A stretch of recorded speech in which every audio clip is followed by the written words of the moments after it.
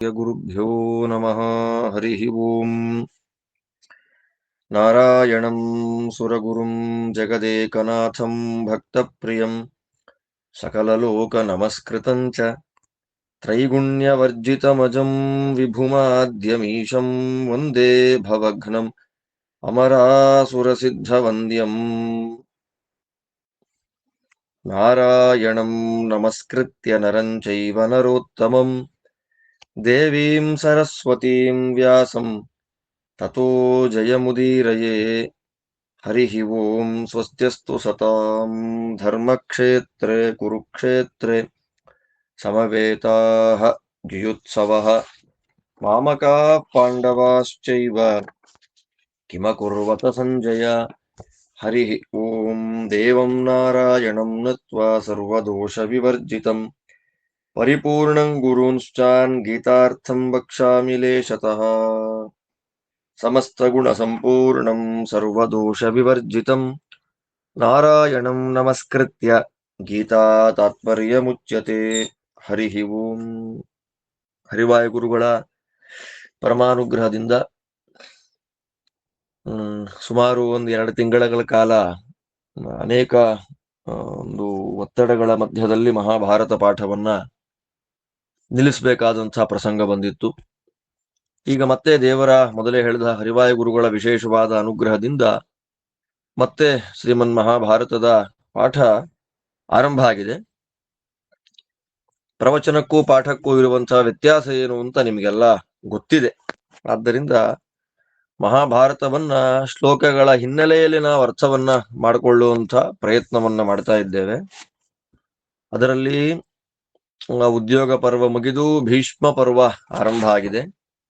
ಅಂತಹ ಭೀಷ್ಮ ಪರ್ವದಲ್ಲಿ 22 ಅಧ್ಯಾಯಗಳು ಮುಗಿಯಿತು. 23ನೇ ಅಧ್ಯಾಯದಿಂದ ಭಗವದ್ಗೀತಾ ಆರಂಭ ಆಗಬೇಕು. ಭಗವದ್ಗೀತಾ ಪರ್ವ ಭೀಷ್ಮ ಪರ್ವದ 23ನೇ ಅಧ್ಯಾಯದಿಂದ ಭಗವದ್ಗೀತಾ ಪರ್ವ ಅಂದ್ರೆ ಭಗವದ್ಗೀತಾ ಆರಂಭ ಆಗ್ತಾ ಇದೆ. ಅದರಲ್ಲೂ ಅಂತಹ ಭಗವದ್ಗೀತೆಯಲ್ಲೂ ಮೊದಲನೇ ಅಧ್ಯಾಯ ಅಂದ್ರೆ ಭಗವದ್ಗೀತೆಯಲ್ಲಿ ಮೊದಲನೇ ಅಧ್ಯಾಯ, ಅದರ 20 ಶ್ಲೋಕಗಳನ್ನು ನಾವು ಅನುಸಂಧಾನ ಮಾಡಿದ್ವಿ. ಹೃಷಿಕೇಶಂ ತದಾ ವಾಕ್ಯಮಿದಮಾಹ ಮಹೀಪತೆ. ಹೃಷಿಕೇಶಂ, ಆ ಹೃಷಿಕೇಶ ಅನ್ನೋದಕ್ಕೆ ಅರ್ಥ ವಿಶೇಷಗಳನ್ನ, ಯಾಕೆ ಅರ್ಜುನನಿಗೆ ಆ ಕಾಲಕ್ಕೆ ಭಗವಂತನನ್ನ ಹೃಷಿಕೇಶ ಅಂತ ಕರೀಬೇಕು ಅಂತ ಅನ್ನಿಸಿದ ಆ ಹಿನ್ನೆಲೆಯನ್ನ ಯಥಾಶಕ್ತಿ ಯಥಾಮತಿಯಾಗಿ ಅನುಸಂಧಾನ ಮಾಡುವಂತಹ ಪ್ರಯತ್ನ ನಾವು ಮಾಡಿದ್ವು. ಅಲ್ಲಿಂದ ಇನ್ನು ಮುಂದಕ್ಕೆ ಸಂಜಯ ಧೃತರಾಷ್ಟ್ರನಿಗೆ ಹೇಳ್ತಾ ಇದ್ದಾನೆ, ಕೃಷ್ಣ ಏನು ಮಾಡಿದ, ಶಂಖಾದಿಗಳನ್ನೆಲ್ಲವನ್ನ ಕೃಷ್ಣ ಊದಿ ಆದ ಮೇಲೆ ಪ್ರವೃತ್ತೆ ಶಸ್ತ್ರ ಸಂಪಾತೆ ಧನುರುದ್ಯಮ್ಯ ಪಾಂಡವ ಹೃಷಿಕೇಶಮಿದಂ ವಾಕ್ಯಂ ಇದಮಾಹ ಮಹೀಪತೆ. ಇನ್ನೇನು ಶಸ್ತ್ರಗಳನ್ನ ಬಿಸಾಕಬೇಕು, ಅವರ ಕೈಲಿದ್ದ ಆಯುಧಗಳಿಂದ ಪರಸ್ಪರವಾಗಿ ಹೊಡ್ಕೊಂಡು ಬಿಡಬೇಕು ಅನ್ನುವಂತಹ ಸಂದರ್ಭದಲ್ಲಿ ಅರ್ಜುನ ಹೇಳಿದ. ಏನ್ ಹೇಳಿದ? ಸೇನಯೋರುಭಯೋರ್ಮಧ್ಯೆ ರಥಂ ಸ್ಥಾಪಯಮೇಚ್ಯುತ. ಅಚ್ಯುತ ನೋಡಿ, ದೇವರನ್ನ ಅಚ್ಯುತ ಅಂತ ಕರಿತಾ ಇದ್ದ. ಮೊದಲು ಹೃಷಿಕೇಶ ಅಂತ ಕರೆದ, ಈಗ ಅಚ್ಯುತ ಅಂತ ಕರಿತಾ ಇದ್ದಾನೆ. ಅಚ್ಯುತ, ಚ್ಯುತಿ ಇಲ್ಲದವನು ಅಂತ ಅರ್ಥ.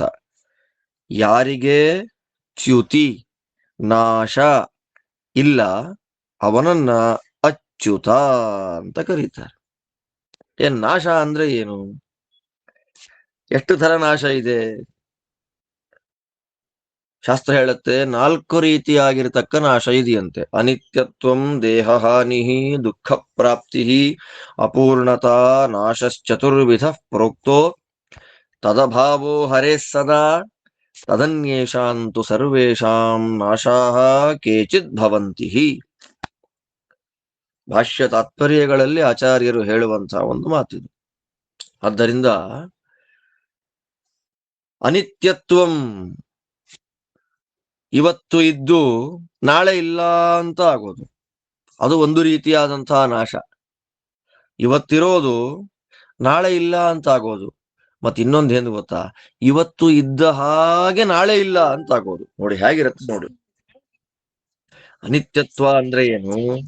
ಇವತ್ತು ಇರೋದು ನಾಳೆ ಇಲ್ಲ ಅಂತ ಆಗೋದು, ಅದು ಒಂದು. ಎರಡನೇದೇನು? ಇವತ್ತು ಇದ್ದ ಹಾಗೆ ನಾಳೆ ಇಲ್ಲ ಅಂತ. ಕ್ಷಣ ಕ್ಷಣಕ್ಕೂ ಚೇಂಜಸ್, ಕ್ಷಣ ಕ್ಷಣಕ್ಕೂ ಬದಲಾವಣೆ. ಆದ್ದರಿಂದ ಪ್ರಪಂಚ ಅದು ಅನಾದಿ, ನಿತ್ಯ. ನಿತ್ಯ ಅಂತಾದ್ಮೇಲೆ ನೆನ್ನೆ ಇದ್ದಾಗ ಇವತ್ತಿರ್ಬೇಕು, ಇವತ್ತಿದ್ದ ಹಾಗೆ ನಾಳೆ ಇರ್ಬೇಕು. ತ್ರಿಕಾಲಗಳಲ್ಲಿಯೂ ಒಂದೇ ರೀತಿಯಾಗಿ ಇದ್ದು ಬಿಟ್ರೆ ಅದನ್ನ ನಿತ್ಯ ಅಂತ ಕರೀತಾರೆ. ಆದ್ರೆ ಪ್ರಪಂಚ ಅದು ಒಂದೇ ರೀತಿಯಾಗಿರುವಂಥದ್ದಲ್ಲ. ಪ್ರಪಂಚ ಅನ್ನೋ ಚೇಂಜ್ ಆಗ್ತಾ ಇರುತ್ತೆ. ಆದ್ದರಿಂದ ಹೇಳ್ತಾರೆ ಪ್ರಪಂಚ ಪ್ರವಾಹತಃ ನಿತ್ಯ ಅಂತ. ಪ್ರವಾಹತಃ ಪ್ರಪಂಚ ನಿತ್ಯ, ದೇವರಂತೆ ನಿತ್ಯ ಅಲ್ಲ. ಆದ್ದರಿಂದ ಅನಿತ್ಯ ಅನ್ನೋದು ಒಂದು ನಾಶ, ಅನಿತ್ಯತ್ವ ಅನ್ನೋದು ಒಂದು ನಾಶ. ಆ ಅನಿತ್ಯತ್ವ ಅನ್ನುವಂತಹ ನಾಶ ದೇವರಿಗಿಲ್ಲ. ಇನ್ನೊಂದು ದೇಹ ಹಾನಿ. ನಾವು ಜೀವರು ನಿತ್ಯರೇ, ನಮಗೆ ನಾಶ ಅನ್ನೋದು ಖಂಡಿತವಾಗ್ಲೂ ಇಲ್ಲ. ಜೀವ ನಿತ್ಯ, ಅನಾದಿ ನಿತ್ಯ ಜೀವ. ಆದರೆ ಜೀವರಿಗೆ ಶರೀರಗಳು ಅಂತ ಏನು ಬರುತ್ತೆ, ಆ ಜೀವರಿಗೆ ಶರೀರಗಳು ಅಂತ ಏನು ಬರುತ್ತೆ, ಆ ಶರೀರಗಳಿಗೆ ನಾಶ ಇದೆ ಅಲ್ಲ, ಆ ನಾಶವೂ ದೇವರಿಗಿಲ್ಲ. ದೇವರ ಶರೀರ ದೇವರಿಗಿಂತ ಭಿನ್ನ ಅಲ್ವೇ ಅಲ್ಲ, ಎಲ್ಲವೂ ದೇವರೇ. ನನ್ನ ಕೈ, ನನ್ನ ಕಾಲು ಅಂತೆಲ್ಲ ನಾವೇನು ಕರಿತೇವೆ, ಹಾಗೆ ದೇವರಿಗೆ ನನ್ನ ಕೈ, ನನ್ನ ಕಾಲು, ನನ್ನ ತಲೆ ಎಲ್ಲ ಇಲ್ಲ. ದೇವರೇ ತಲೆ, ದೇವರೇ ಕೈ, ದೇವರೇ ಕಾಲು. ಸ್ವಗತ ಭೇದ ವರ್ಜಿತ ಅಂತ ಭಗವಂತನನ್ನ ಕರೆಯೋದು ಶಾಸ್ತ್ರಗಳಲ್ಲಿ. ಆದ್ದರಿಂದ ದೇವರಿಗಿಂತ ಬೇರೆಯಾದ ಶರೀರವೇ ದೇವರಿಗಿಲ್ಲ. ಆದ್ದರಿಂದ ಶರೀರವೇ ಬೇರೆ ಇಲ್ಲ ಅಂದಮೇಲೆ ಆ ಶರೀರ ಹಾಳಾಗೋದು ಅನ್ನೋದು ಇಲ್ವೇ ಇಲ್ಲ. ಆದ್ದರಿಂದ ದೇವರು ಅನಿತ್ಯನಲ್ಲ, ದೇವರಿಗೆ ದೇಹ ನಾಶ ಅನ್ನೋದಿಲ್ಲ. ಮೂರನೇದು ಯಾವುದು? ದುಃಖ ಪ್ರಾಪ್ತಿ.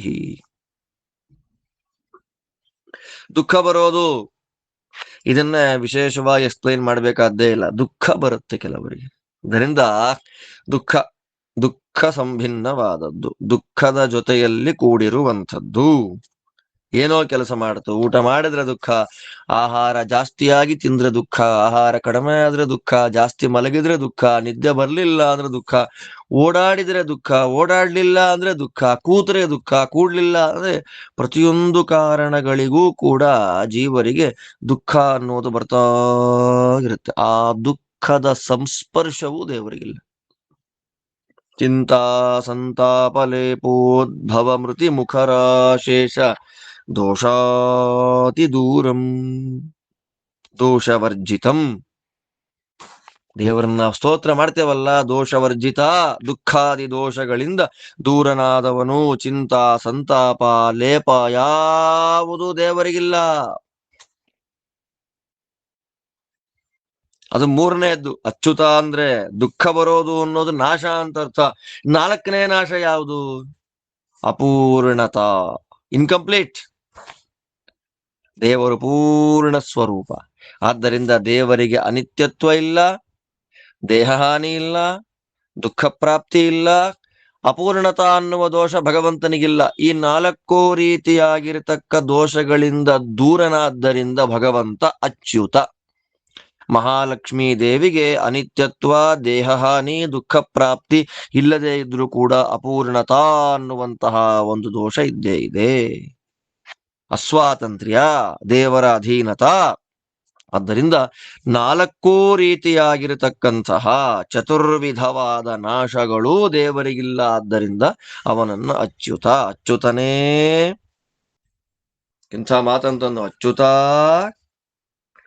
ಏನ್ ಮಾಡ್ಬೇಕಯ್ಯ ಅಂದ್ರೆ, ಸೇನೆಯೋರು ಭಯೋರ್ ಮಧ್ಯೆ, ಎರಡು ಸೈನ್ಯಗಳ ಮಧ್ಯದಲ್ಲಿ ನನ್ನ ರಥವನ್ನ ಇಡು. ಎಂಥ ಮಾತು ನೋಡದೆ, ಅಜ್ಞಾನ. ಸೇನೆಯೋರು ಭಯೋರ್ ಮಧ್ಯೆ ರಥಂ ಸ್ಥಾಪಯ ಮೇ ಅಚ್ಯುತ. ನನ್ನ ರಥವನ್ನ ನಿಲ್ಲಿಸು. ಎಲ್ಲಿ? ಎರಡು ಸೈನ್ಯಗಳ ಮಧ್ಯದಲ್ಲಿ ನನ್ನ ರಥವನ್ನ ನಿಲ್ಲಿಸು. ಸರಿ, ನನ್ನ ರಥ ಅಂತ ಯಾವಾಗ ಬಾಯಲ್ಲಿ ಬಂತೋ ಗೊತ್ತಾಗೋಯ್ತು ಅವನಿಗೆ, ಅಹಂಕಾರ ಅನ್ನೋದು ಬಂದಿದೆ ಅಂತ. ಸರಿ ಆಯ್ತಪ್ಪ, ನಿಲ್ಲಿಸ್ತೇನೆ. ಏನ್ ಮಾಡ್ತೀನಿ ನಿಲ್ಲಿಸಿದಾಗ? ಸರಿ, ರಥ ನಿಲ್ಲಿಸೋದಂತೂ ಖರೆ, ರಥ ನಿಲ್ಲಿಸೋಣ. ಏನ್ ಮಾಡ್ತೀಯ? ಯಾಕೆ? ಹೊಡಿ, ಯುದ್ಧ ಶುರು ಮಾಡಿ. ಎಲ್ಲಿಂದ ಯುದ್ಧ ಶುರುವಾದ್ರೇನಂತೆ? ರಥ ನಿಲ್ಲಿಸು ಅಂತ ಯಾಕೆ ಆದೇಶ ಮಾಡಬೇಕು ಅಂದ್ರೆ, ಅರ್ಜುನ ಅಂತಾನೆ, ಯಾವದೇ ತಾನ್ ನಿರೀಕ್ಷ್ಯೇಹಂ ಯೋದ್ಧುಕಾಮಾನವಸ್ಥಿತಾನ್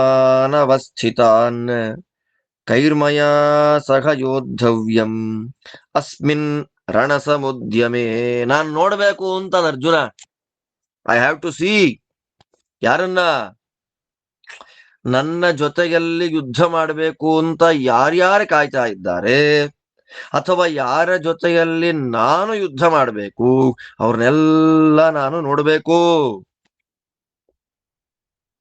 ಅಸ್ಮಿನ್ ರಣಸಮುದ್ಯಮೆ, ಈ ದೊಡ್ಡವಾದ ದೊಡ್ಡ ಯುದ್ಧ ಭೂಮಿಯಲ್ಲಿ ನಾನು ಯಾರ ಜೊತೆ ಯುದ್ಧ ಮಾಡಬೇಕು, ಅಥವಾ ನನ್ನ ಜೊತೆ ಯುದ್ಧ ಮಾಡಬೇಕು ಅಂತ ಯಾರು ಕಾಯ್ತಾ ಇದ್ದಾರೆ, ಅವ್ರನ್ನ ನೋಡ್ಬೇಕಪ್ಪ ನಾನು. ಯೋತ್ಸ್ಯಮಾನಾನ್ ಅವೇಕ್ಷ್ಯೇಹಂ ಯ ಏತೇತ್ರ ಸಮಾಗತಾಃ ಧರ್ತರಾಷ್ಟ್ರಸ್ಯ ದುರ್ಬುದ್ಧೇಃ ಯುದ್ಧೇ ಪ್ರಿಯಚಿಕೀರ್ಷವಃ. ದುರ್ಬುದ್ಧೇಃ ಧರ್ತರಾಷ್ಟ್ರಸ್ಯ. ದುರ್ಬುದ್ಧಿ, ಒಳ್ಳೆ ಬುದ್ಧಿ ಇದ್ದಿದ್ರೆ ಯುದ್ಧ ಮಾಡಕ್ ಬರ್ತಾನೆ ಇರ್ಲಿಲ್ಲ ಅವನು. ಒಳ್ಳೆ ಬುದ್ಧಿ ಇಲ್ಲ ಅವನಿಗೆ. ಯಾಕೆ ಒಳ್ಳೆ ಬುದ್ಧಿ ಇಲ್ಲ ಅಂತಂದ್ರೆ, ಅವನ ಮನಸ್ಸಿನಲ್ಲಿರುವ ಕಾಮಕ್ರೋಧಾದಿ ದೋಷಗಳು. ಆದ್ದರಿಂದ ಅರ್ಜುನ ಹೇಳ್ತಾ ಇದ್ದಾನೆ ಕೃಷ್ಣನಿಗೆ, ದುರ್ಬುದ್ಧಿಯವನಾದ ಕೆಟ್ಟ ಬುದ್ಧಿಯಿಂದ ಕೂಡಿದ ಧೃತರಾಷ್ಟ್ರನ ಮಗನಾದಂತಹ ದುರ್ಯೋಧನನಿಗೆ ಈ ಯುದ್ಧದಲ್ಲಿ ಹೆಲ್ಪ್ ಮಾಡಬೇಕು. ನಮ್ಮನ್ನ ಕೇಳ್ಕೊಂಡಿದ್ದಾನೆ, ನನಗೂ ಪಾಂಡವರಿಗೂ ಯುದ್ಧ ಆಗತ್ತೆ, ಬಂದು ಸಹಾಯ ಮಾಡಿ ಅಂತ ಕೇಳಿದ್ದಾನೆ ದುರ್ಯೋಧನ. ಅದಕ್ಕೋಸ್ಕರವಾಗಿ ದುರ್ಯೋಧನನಿಗೆ ಪ್ರೀತಿಯಾಗುವಂತಹ ಕೆಲಸವನ್ನ ನಾವು ಮಾಡಬೇಕು ಅಂತ ಅಂದುಕೊಂಡು ಯಾರ್ಯಾರು ಬಂದಿದ್ದಾರೆ ಅವ್ರನ್ನೆಲ್ಲ ನಾನ್ ನೋಡ್ಬೇಕು. ಅವರೆಲ್ಲರ ದರ್ಶನವನ್ನ ಮಾಡ್ಬೇಕು ನಾನು. ಯಾರ್ಯಾರು ಬಂದಿದ್ದಾರೆ, ಯಾರ್ಯಾರ ತಾರತಮ್ಯ ಏನು, ಯಾರ್ಯಾರ ಯೋಗ್ಯತೆ ಏನು, ಯಾರ್ಯಾರನ್ನ ಹೇಗೆ ಹೇಗೆ ಹೊಡಿಬೇಕು ನಾನು ಅನ್ನೋದು ಎಲ್ಲ ನೋಡ್ಬೇಕು. ಕೃಷ್ಣ, ನಿಲ್ಲಿಸು, ಸೇನೆಗಳ ಮಧ್ಯದಲ್ಲಿ ನಿಲ್ಲಿಸು. ಹೇಳ್ದ, 2 ಶ್ಲೋಕದಲ್ಲಿ ಹೇಳ್ದ. ನೋಡ್ಬೇಕು, ಸೈನಿಕರನ್ನು ನೋಡ್ಬೇಕು. ದುರ್ಬುದ್ಧಿ, ಕೆಟ್ಟ ಬುದ್ಧಿಯಿಂದ ಕೂಡಿದ ದುರ್ಯೋಧನನಿಗೆ ಹೆಲ್ಪ್ಫುಲ್ ನೇಚರ್ ಇಂದ ಬಂದಿರತಕ್ಕಂತಹ ಸೈನಿಕರು ಯಾರ್ಯಾರಿದ್ದಾರೆ, ರಾಜರುಗಳು ಯಾರ್ಯಾರಿದ್ದಾರೆ, ವೀರಶೂರರು ಯಾರ್ಯಾರಿದ್ದಾರೆ, ಪರಾಕ್ರಮಿಗಳು ಯಾರ್ಯಾರಿದ್ದಾರೆ ನೋಡ್ಬೇಕು ನಾನು. ಸ್ವಾಮಿ ಅನ್ಕೊಂಡ, ಲೋ, ನಿನ್ನನ್ನ ಯುದ್ಧಕ್ಕೆ ಪ್ರೇರಣೆ ಮಾಡಿದವನೇ ನಾನು. ನನಗ್ ಮಾತಾಡ್ತಾ ಇದ್ಯಾ, ಮಾಡ್ತೀನಿ ಬಾ ನಿನಗೆ ಅಂತ ದೇವ್ರೇನ್ ಮಾಡ್ದ? ಏವ ಮುಕ್ತೋ ಹೃಷಿಕೇಶೋ ಗುಡಾಕೇಶೇನ ಭಾರತ ಸೇನಯೋರುಭಯೋರ್ಮಧ್ಯೆ ಸ್ಥಾಪಯಿತ್ವಾ ರಥೋತ್ತಮಂ ಭೀಷ್ಮದ್ರೋಣ ಪ್ರಮುಖತಃ ಸರ್ವೇಷಾಂಚ ಮಹೀಕ್ಷಿತಾಂ ಉವಾಚ ಪಾರ್ಥ ಪಶ್ಯೈತಾನ್ ಸಮವೇತಾನ್ ಕುರುನಿತಿ. ಏನೋ ಅರ್ಜುನ, ನನಗೆ ಹೇಳ್ತಾ ಇದೆಯೇನೋ ಅಂತ ಭಗವಂತ ಏನ್ ಮಾಡ್ತಾನೆ, ಹೃಷಿಕೇಶ ಅರ್ಜುನನ ಮನಸ್ಸಿನ ಒಳಗೆ ಇರುವ ಎಲ್ಲ ವಿಷಯಗಳನ್ನ ಪರಿಪೂರ್ಣವಾಗಿ ತಿಳಿದ ಸ್ವಾಮಿ ಕೃಷ್ಣ ಹೃಷಿಕೇಶ.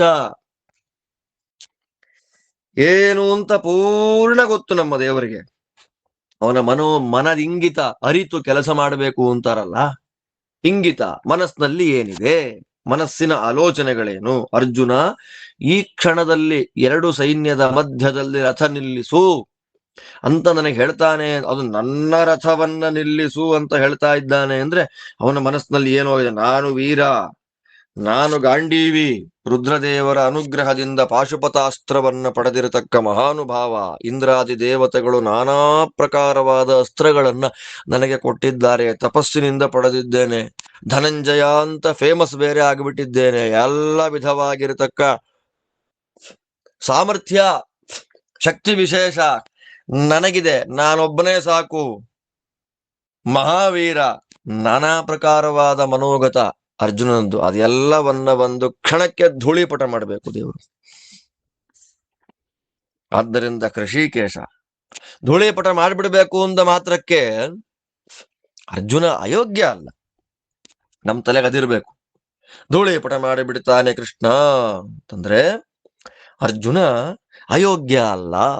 ಅವನು ಸಾತ್ವಿಕ ಚೇತನ, ಉತ್ತಮಾಧಿಕಾರಿ. ಅವನ ಸಾಧನೆ ಪರಮಾದ್ಭುತವಾಗಿರ್ತಕ್ಕ ಸಾಧನೆ. ಅದನ್ನ ತಿಳಿಸಿಕೊಡುವಂತಹ ಶಬ್ದವನ್ನ ಹಾಕ್ತಾನೆ ಸಂಜಯ. ಗುಡಾಕೇಶೇನ ಭಾರತ. ಗುಡಾಕೇಶ, ಹೃಷಿಕೇಶನಿಗೆ ಹೇಳಿದವನು ಗುಡಾಕೇಶ. ಗುಡಾಕೇಶ ಅಂದ್ರೆ ಯಾರು? ಅರ್ಜುನ. ಗುಡಾಕ ಅಂದ್ರೆ ನಿದ್ರೆ. ನಿದ್ರೆಯನ್ನ ಗೆದ್ದವನು. ನಿದ್ರೆಯನ್ನ ಗೆದ್ದು ತನ್ನ ಸಾಧನೆಯನ್ನು ಮಾಡಿಕೊಂಡವನು ಅರ್ಜುನ. ಅಸ್ತ್ರಶಸ್ತ್ರಗಳನ್ನ ಸಂಪಾದನೆ ಹೇಗೆ ಮಾಡದ ಅಂತ ನಾವು ಕೇಳಿದ್ವಿ.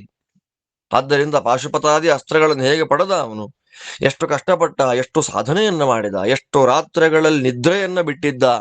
ಆದ್ದರಿಂದ ನಾವು ಸಾಧನಾ ಅಂತ ಜೀವನದಲ್ಲಿ ಮಾಡಬೇಕು ಅಂದ್ರೆ ಪ್ರಥಮವಾಗಿ ನಾವು ಗೆಲ್ಲಬೇಕಾದ ಒಂದು ದೋಷ ಅಂತಂದ್ರೆ ಅದು ನಿದ್ರಾ.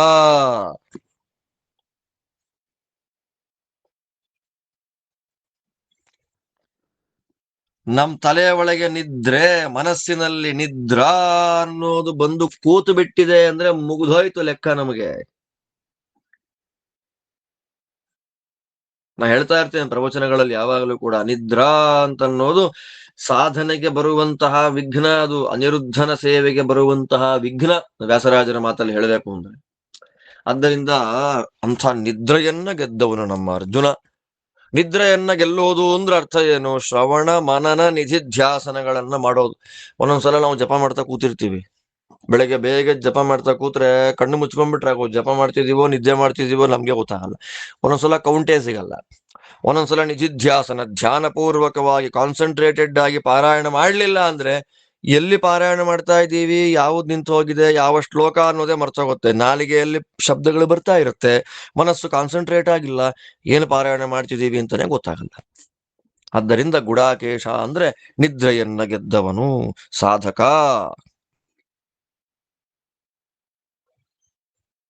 ನರ, ನರನ ಸನ್ನಿಧಾನ ಪಾತ್ರ. ನರನಲ್ಲಿ ಭಗವಂತನ ಸನ್ನಿಧಾನ. ಅರ್ಜುನೇತು ನರಾವೇಶ. ಅಂತ ನರನ ಆವೇಶ, ವಿಷ್ಣುವಿನ ಸನ್ನಿಧಾನ ಪಾತ್ರನಾದ ನರನ ಆವೇಶ ಅರ್ಜುನನಲ್ಲಿ ಇದೆ. ಆದ್ದರಿಂದ ತಪಸ್ಸನ್ನ ಮಾಡುವ ಸಾಮರ್ಥ್ಯವುಳ್ಳವನು ಅರ್ಜುನ ಆಗ್ಬಿಟ್ಟಿದ್ದಾನೀಗ. ಬರೀ ಇಂದ್ರ ಅಲ್ಲ ಅವನು.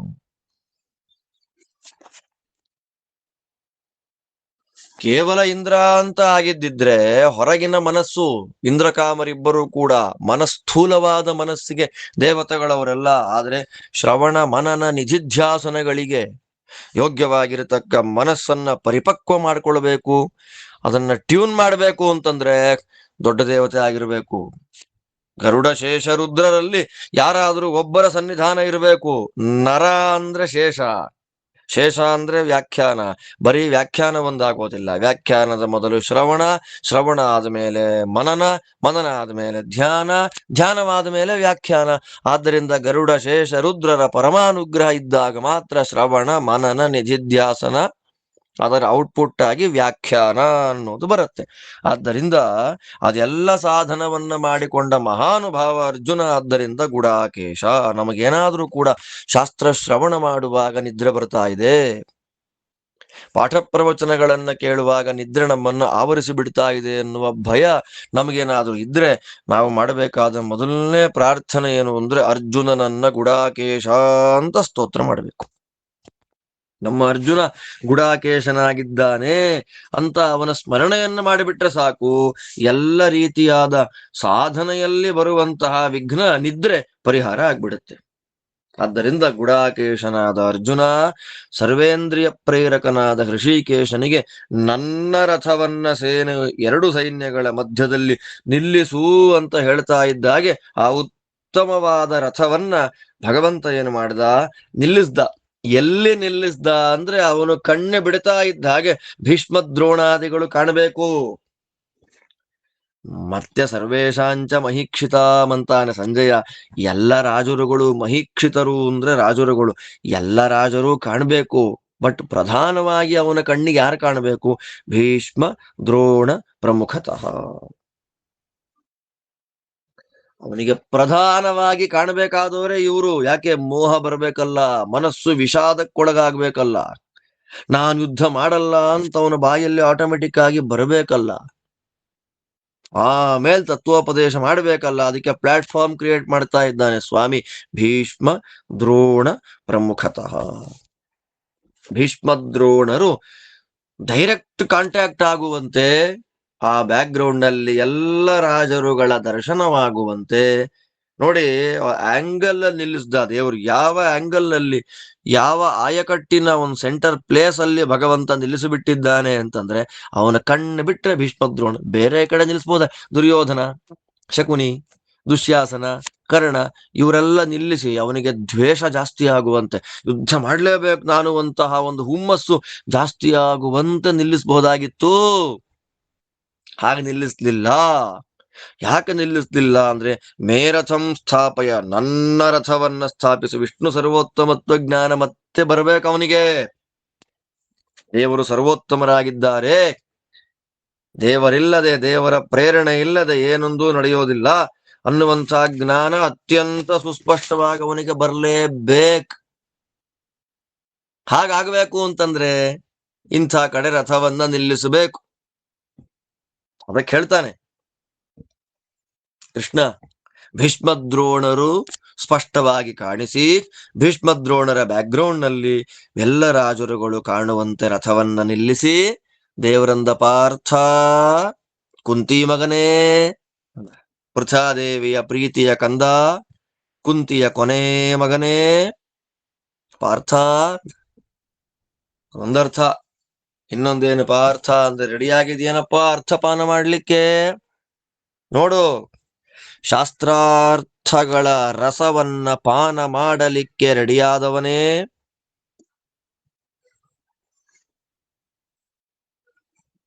ನೋಡು, ಸಮವೇತಾನ್ ಕುರೂನ್. ಮತ್ತೊಂದ, ಎಲ್ಲ ರಾಜರುಗಳು ನಿಂತಿರೋದನ್ನ ನೋಡು ಅಂತ ಹೇಳಲಿಲ್ಲ. ಬರೀ ರಾಜರುಗಳು ನಿಂತಿಲ್ಲ ಅಲ್ಲಿ, ಬರೀ ಕೌರವರಿಲ್ಲ ಅಲ್ಲಿ, ಬೇಕಾದಷ್ಟು ಲಕ್ಷಾಂತರ ಮಂದಿ ಸೈನಿಕರು, ಬೇರೆ ಬೇರೆ ರಾಜ್ಯಗಳ ರಾಜ ಮಹಾರಾಜರೆಲ್ಲ ಬಂದು ನಿಂತ್ಕೊಂಡ್ಬಿಟ್ಟಿದ್ದಾರೆ. ಆದ್ರೆ ಕೃಷ್ಣ ಏನಂದ? ಸಮವೇತಾನ್ ಕುರೂನ್. ಚುಚ್ಚಿಬಿಟ್ಟ ಮನಸ್ಸಿಗೆ.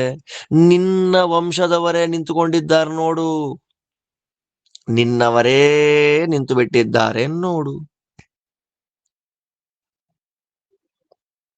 ಅದು ಭಗವಂತನ ಆಟ. ಆದ್ದರಿಂದ ದೇವರ ಮಾಯಾ, ವಿಷ್ಣು ಮಾಯೆ ಅಂತ ಅನ್ನೋದಿದೆ ಅಲ್ಲ, ಎಂಥ ಜ್ಞಾನಿಗಳನ್ನೇ ಮುಚ್ಚಿ ಹಾಕಿಬಿಡತ್ರಿ. ನಾನು ನೀವು ಯಾವ ಲೆಕ್ಕ? ಮಹಾನುಭಾವರಾದ ಜ್ಞಾನಿ ವರೇಣ್ಯರುಗಳನ್ನೇ ಆವರಿಸಿ ಅವರಿಂದ ಯಾವ ಕೆಲಸವನ್ನು ಮಾಡದೇ ಇರುವಂತೆ ಮಾಡಿಬಿಡುತ್ತೆ ವಿಷ್ಣು ಮಾಯ. ಅರ್ಜುನ ಯಾವ ಲೆಕ್ಕ? ನೋಡು, ಅರ್ಜುನ ಅಂದ, ಕುರೂನ್, ನಿನ್ನ ಬಂಧುಗಳು, ನಿನ್ನ ವಂಶದವರನ್ನು ನೋಡು ಅಂದ. ಅವನ ಕಣ್ಣಿಗೆ ಯಾರ್ಯಾರು ಕಾಣಿಸಿದ್ರು? ಯಾರ್ಯಾರು ಕಾಣುವಂತೆ ನಿಲ್ಲಿಸಿದ ದೇವರು ಅಂದ್ರೆ ಎಷ್ಟು ಅದ್ಭುತ. ತತ್ರ ಪಶ್ಯತ್ ಸ್ಥಿತಾನ್ ಪಾರ್ಥ ಪಿತೃನಥ ಪಿತಾಮಹಾನ್ ಆಚಾರ್ಯಾನ್ ಮಾತುಲಾನ್ ಭ್ರಾತೃನ್ ಪುತ್ರಾನ್ ಪೌತ್ರಾನ್ ಸಖೀನ್ ತಥಾ ಶ್ವಶುರಾನ್ ಸುಹೃದಶ್ಚೈವ ಸೇನಯೋರುಭಯೋರಪಿ ತಾನ್ ಸಮೀಕ್ಷಸ ಕೌಂತೇಯಃ ಸರ್ವಾನ್ ಬಂಧೂನ್ ಅವಸ್ಥಿತಾನ್ ಕೃಪಯಾ ಪರಯಾ ವಿಷ್ಟೋ ವಿಷೀದನ್ನಿದಮಬ್ರವೀತ್ ದೃಷ್ಟ್ವೇಮಂ.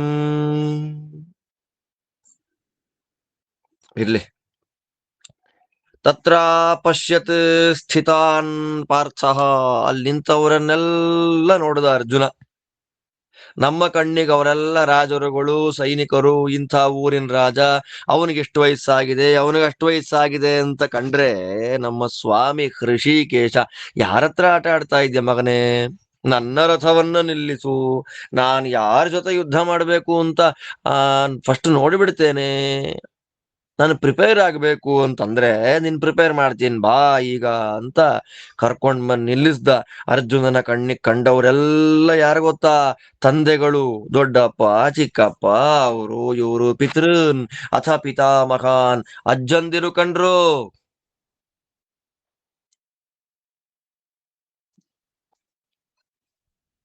ಎಲ್ಲ ಭೂರಿಶ್ರವ, ಶಲ, ಸೋಮದತ್ತ ಎಲ್ಲ ಅಜ್ಜನ ಸಮಾನದವರೇ ಅವರೆಲ್ಲ.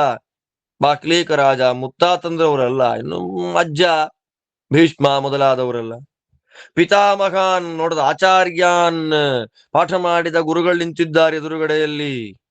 ದ್ರೋಣಾಚಾರ್ಯರಿದ್ದಾರೆ, ಕೃಪಾಚಾರ್ಯರಿದ್ದಾರೆ, ಆಚಾರ್ಯ ಪುತ್ರನಾಗಿರತಕ್ಕ ಅಶ್ವತ್ಥಾಮನಿದ್ದಾನೆ. ಎಷ್ಟು ಜನ ನೋಡಿ ಆಚಾರ್ಯಾನ್, ಎಲ್ಲ ಬಹುವಚನ ಹಾಕ್ತಾರೆ ನೋಡ್ರಿ, ಒಬ್ಬೊಬ್ರೇ ಅಲ್ಲ. ಪಿತೃನ್ ಎಲ್ಲ ಬಹುವಚನ, ಒಬ್ಬೊಬ್ರೇ ಅಲ್ಲ. ತಂದೆಗಳು, ಅಜ್ಜಂದಿರು, ಆಚಾರ್ಯರುಗಳು, ಮಾತುಲಾನ್ ಸೋದರ ಮಾವಂದರುಗಳು. ಸೋದರ ಮಾವ ಅಂದ್ರೆ ತಾಯಿಯ ನೆಕ್ಸ್ಟೇ ಸೋದರ ಮಾವ, ತಾಯಿಯಂತೆ ಸೋದರ ಮಾವ. ತಾಯಿ ನಮ್ಮನ್ನ ಹೇಗೆ ನೋಡ್ಕೊಳ್ತಾಳೋ ಹಾಗೆ ನಮ್ಮನ್ನ ಪ್ರೀತಿಸುವಂಥವನು ಸೋದರ ಮಾವ. ಆದ್ದರಿಂದ ಶಾಸ್ತ್ರ ಆದೇಶ ಮಾಡುತ್ತೆ, ನಮಗೆ ಯಾರು ಇರ್ಲಿ ಬಿಡ್ಲಿ ಸೋದರ ಮಾವ ಇರ್ಬೇಕಂತೆ. ನಮಗೆ ಯಾರಿರ್ಲಿ ಬಿಡ್ಲಿ ಸೋದರ ಮಾವ ಇರ್ಬೇಕು. ಆದ್ರೆ ಕೆಲವರ ಹಣೆ ಬರ ಆ ಒಂದು ಸಂಬಂಧವನ್ನ ಪಡೆದುಕೊಂಡು ಬರುವಂತಹ ಭಾಗ್ಯ ಕೆಲವರಿಗಿರಲ್ಲ, ಏನು ಮಾಡಕ್ಕಾಗಲ್ಲ. ಅರ್ಜುನ ಅಂತಾನೆ, ಅರ್ಜುನಿಗೆ ಮಾತುಲಾನ್, ಬರೀ ಒಬ್ಬ ಸೋದರ ಮಾವ ಅಲ್ಲ, ಸೋದರ ಮಾವಂದಿರುಗಳು, ಅನೇಕ ಸೋದರ ಮಾವಂದಿರುಗಳು. ಭ್ರಾತೃನ್, ದೊಡ್ಡಪ್ಪ ಚಿಕ್ಕಪ್ಪನ ಮಕ್ಕಳು. ಪುತ್ರಾನ್, ಮಕ್ಕಳುಗಳೇ ನಿಂತಿದ್ದಾರೆ ಎದುರುಗಡೆಯಲ್ಲಿ. ಪೌತ್ರಾನ್, ಬರೀ ಮಕ್ಕಳಲ್ಲ, ಮೊಮ್ಮಕ್ಕಳುಗಳೂ ಇದ್ದಾರೆ. ತಂದೆಗಳಿಂದ ಅಂದ್ರೆ ಅಜ್ಜಂದಿರಿಂದ ಶುರು ಮಾಡಿಕೊಂಡು ಮೊಮ್ಮಕ್ಕಳ ತನಕ ಇರುವ ಎಲ್ಲ ಬಂಧುಗಳ ರೂಪದಲ್ಲಿ ನಿಂತ ಎಲ್ಲರನ್ನೂ ನೋಡಿಬಿಟ್ಟ. ಇಷ್ಟು ಬಂಧುಗಳಾಯ್ತು, ಪಿತೃಗಳಾದ್ರು, ಪಿತಾಮಹರಾದ್ರು, ಆಚಾರ್ಯರಾದ್ರು, ಮಾತುಲರಾದ್ರು, ಭ್ರಾತೃಗಳಾದ್ರು, ಪುತ್ರ ಪೌತ್ರರಾದ್ರು. ಈಗ ಹೇಳ್ತಾನೆ ಸಖೀನ್, ಸ್ನೇಹಿತರು, ಒಟ್ಟಿಗೆ ಆಡಿ ಬೆಳೆದವರು, ಊಟ ಮಾಡಿದವರು, ನಕ್ಕವರು, ಜೋಕುಗಳನ್ನ ಮಾಡ್ಕೊಂಡು ನಿಂತವರು ಸಖೀನ್. ಮತ್ತೆ ಹೇಳ್ತಾನೆ ಶ್ವಶುರಾನ್, ಹೆಣ್ಣು ಕೊಟ್ಟ ಮಾವಂದಿರುಗಳು. ಸುಹೃದಶ್ಚೈವ, ಮನಸ್ಸಿಗೆ ತುಂಬಾ ಬೇಕಾದವರು, ವೆಲ್ ವಿಶರ್ಸ್ಗಳು.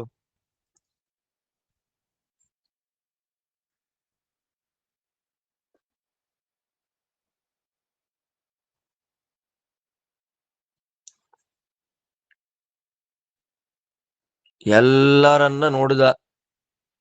ಎಲ್ಲಿ ನೋಡಿದ? ತುಂಬಾ ಚೆನ್ನಾಗಿ ಹೇಳ್ತಾರೆ.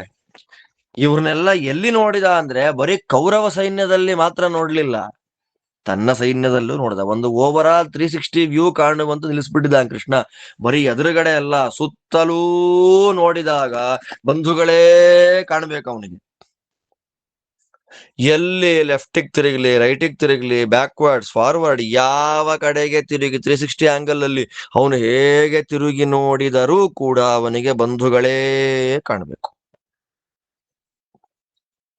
ಬಂಧೂ ಸರ್ವಾನ್ ಬಂಧೂನ್ ಅವಸ್ಥಿತ ಸೇನೆಯೋರುಭಯೋರಪಿ, ಎರಡು ಸೈನ್ಯಗಳಲ್ಲಿ ಅಯ್ಯಯ್ಯೋ ನಮಗೋಸ್ಕರವಾಗಿ ಸಾಯ್ಲಿಕ್ಕಾಗಿ ನಮ್ಮ ಮಕ್ಕಳಿದ್ದಾರೆ, ನಮ್ಮ ಅಳಿಯಂದ್ರಿದ್ದಾರೆ, ಮಾವಂದ್ರಿದ್ದಾರೆ, ಅಣ್ಣ ತಮ್ಮಂದ್ರಿದ್ದಾರೆ, ಫ್ರೆಂಡ್ಸ್ ಇದ್ದಾರೆ, ವೆಲ್ ವಿಷರ್ಸ್ ಇದ್ದಾರೆ, ಗುರುಗಳಿದ್ದಾರೆ, ಸೋದರ ಮಾವಂದ್ರಿದ್ದಾರೆ, ಅಜ್ಜರಿದ್ದಾರೆ, ಎಲ್ಲರೂ ಸೇರ್ಕೊಂಡ್ಬಿಟ್ಟಿದಾರಲ್ಲ. ಎಂಥ ಹಣೆ ಬರಾರಿ, ಇವ್ರನ್ನೆಲ್ಲ ಕೊಂದು ಹಾಕಿ ಯುದ್ಧ ಮಾಡ್ಬೇಕಾ? ಇವ್ರನ್ನೆಲ್ಲ ಕೊಂದ ರಾಜ್ಯ ಸಿಂಹಾಸನ ಸುಖ ಭೋಗಗಳು ಬೇಕಾ? ನಮ್ಮ ಜನ್ಮಕ್ಕಿಷ್ಟು ಅನ್ನುವಂತಹ ಅಸಹ್ಯ ಭಾವ ಅವನ ಮನಸ್ಸಿಗೆ ಬರಬೇಕು. ಯಾವ ಜಾಗದಲ್ಲಿ ರಥವನ್ನ ನಿಲ್ಲಿಸಿದರೆ ಈ ಭಾವ ಅರ್ಜುನನ ಮನಸ್ಸಿನಲ್ಲಿ ಬರುತ್ತೆ, ಅಂಥ ಜಾಗದಲ್ಲೇ ಅದನ್ನ ಆಯಕಟ್ಟು ಅಂತ ಕರೀತಾರೆ. ಆ ಜಾಗದಲ್ಲೇ ತಂದ ರಥ ನಿಲ್ಲಿಸಿಬಿಟ್ಟ ಸ್ವಾಮಿ. ಎಲ್ಲ ನೋಡ್ತಾನೆ ಕೃಷ್ಣ. ಬಂಧುಗಳಲ್ಲದ ನೂರಾರು ರಾಜರಿದ್ದಾರೆ, ಸಂಬಂಧಿಕರೇ ಅಲ್ಲದ ನಮ್ಮನ್ನ ನಿರಂತರವಾಗಿ ಪಾಂಡವರನ್ನ ದ್ವೇಷ ಮಾಡುವ ಸೈನಿಕರು ಲಕ್ಷಾಂತರ ಜನ ಇದ್ದಾರೆ. ಅವ್ರು ಯಾರೂ ಕಣ್ಣಿಗೆ ಕಾಣಲಿಲ್ಲ, ಕಾಣಿಸಲಿಲ್ಲ. ದೇವರು ಕಾಣಲಿಲ್ಲ ಅಲ್ಲ, ತೋರಿಸಲಿಲ್ಲ. ಅವ್ರನ್ನೆಲ್ಲ ನೋಡ್ತಾ ಇದ್ದ ಹಾಗೆ ಕೃಪಯಾ ಪರಯಾವಿಷ್ಟ, ಪರಯಾ ಕೃಪಯ, ಅರ್ಜುನನ ಒಳಗೆ ಒಂದು ಆವೇಶ ಆಗ್ಬಿಡ್ತು. ಯಾವ ಆವೇಶ? ದೊಡ್ಡ ಕೃಪಾ, ಉಪಕಾರ ಮಾಡ್ಬೇಕು ಅವರಿಗೆ. ಬಂಧುಗಳು ಅಂದ್ರೆ ಯಾರು? ಉಪಕಾರ ಮಾಡಬೇಕಾದವರು. ಫ್ರೆಂಡ್ಸು ಅಂದ್ರೆ ಯಾರು? ಉಪಕಾರ ಮಾಡಬೇಕಾದವರು. ತಾತ, ಅಪ್ಪಂದಿರು, ಗುರುಗಳು, ಸೋದರ ಮಾವಂದಿರು, ಅಣ್ಣ ತಮ್ಮಂದಿರು, ಮಕ್ಕಳು, ಮೊಮ್ಮಕ್ಕಳು, ಸ್ನೇಹಿತರು, ಮಾವಂದಿರು, ಸುಹೃದುಗಳು 10 ಜನ ಇದ್ದಾರೆ ಬಂಧು ವರ್ಗದಲ್ಲಿ. ಅವರೆಲ್ಲರಿಗೂ ನಾನು ಉಪಕಾರ ಮಾಡಬೇಕಾದವನು, ಅವರಿಂದ ಉಪಕಾರವನ್ನ ಪಡೆದವನು. ಅಜ್ಜಂದಿರಿಂದ ಒಂದು ಉಪಕಾರ ಬೆಳೆಸಿದ್ದಾರೆ, ತಂದೆಯಂದಿರಿಂದ ಉಪಕಾರ ಬೆಳೆಸಿದ್ದಾರೆ, ಆಚಾರ್ಯರಿಂದ ಉಪಕಾರ ವಿದ್ಯೋಪದೇಶ ಮಾಡಿದ್ದಾರೆ, ಸೋದರ ಮಾವಂದಿರಿಂದ ಉಪಕಾರ ಪ್ರೀತಿ ಕೊಟ್ಟಿದ್ದಾರೆ, ಅಣ್ಣ ತಮ್ಮಂದಿರಿಂದ ಉಪಕಾರ ಜೊತೆಯಲ್ಲೇ ಆಡಿ ಬೆಳೆದಿದ್ದೇವೆ, ಮಕ್ಕಳಿಗೆ ನಾವು ಕೊಟ್ಟಿದ್ದೇವೆ, ಮೊಮ್ಮಕ್ಕಳನ್ನು ನೋಡಿ ಸಂತೋಷ ಪಟ್ಟಿದ್ದೇವೆ, ಸ್ನೇಹಿತರ ಜೊತೆಯಲ್ಲಿ ಓಡಾಡಿ ಆನಂದ ಪಟ್ಟಿದ್ದೇವೆ, ಸೋದರ ಮಾವಂದಿರಿಂದ ಹೆಣ್ಣು ಮಕ್ಕಳನ್ನ ಪಡೆದು ಸುಖವನ್ನ ಪಟ್ಟಿದ್ದೇವೆ, ಅತ್ಯಂತ ಆಪ್ತರಾದ ವೆಲ್ವಿಷಸ್ಗಳನ್ನ ಪಡೆದು ಜೀವನದಲ್ಲಿ ಸರಿತಪ್ಪುಗಳನ್ನು ತಿದ್ದುಕೊಂಡಿದ್ದೇವೆ. ಇಂಥವರೆಲ್ಲರನ್ನು ಕೊಲ್ಲಬೇಕಾ ನಾನು? ಒಂದು ರಾಜ್ಯಕ್ಕೋಸ್ಕರ, ಒಂದು ಸಿಂಹಾಸನಕ್ಕೋಸ್ಕರ? ಇನ್ನೇನ್ ನಮಗೇನ್ ಸಾಯೋ ವಯಸ್ಸು ಹತ್ರ ಬಂದಿದೆ. ಪಾಂಡವರಿಗೇನಂತ ಆಹಾ ಹೋಹೋ ಅಂತ ವಯಸ್ಸಲ್ಲ. ಪಾಂಡವರಿಗೇನ್ 25-30 ವರ್ಷ ಅಲ್ಲ. ಇವಾಗ ಎಷ್ಟು ವರ್ಷ ಆಗಿದೆ ಪಾಂಡವರಿಗೆ? ಜರಾಸಂಧನ ವಧೆ ಮಾಡ್ಲಿಕ್ಕೆ ಹೋಗುವಾಗಲೇನೆ ನಮ್ಮ ಅರ್ಜುನನಿಗೆ 55 ವರ್ಷ ಆಗಿದೆ.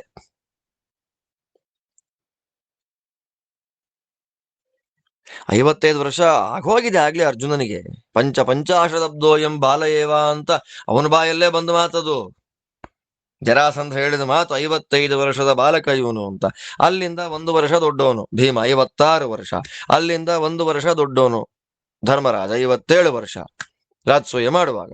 ಅದಾದ್ಮೇಲೆ 12 ವರ್ಷ ವನವಾಸ, 1 ವರ್ಷ ಅಜ್ಞಾತವಾಸ. 55 + 57 ಒಂದು 58 ವರ್ಷ ಆಗಿದೆ.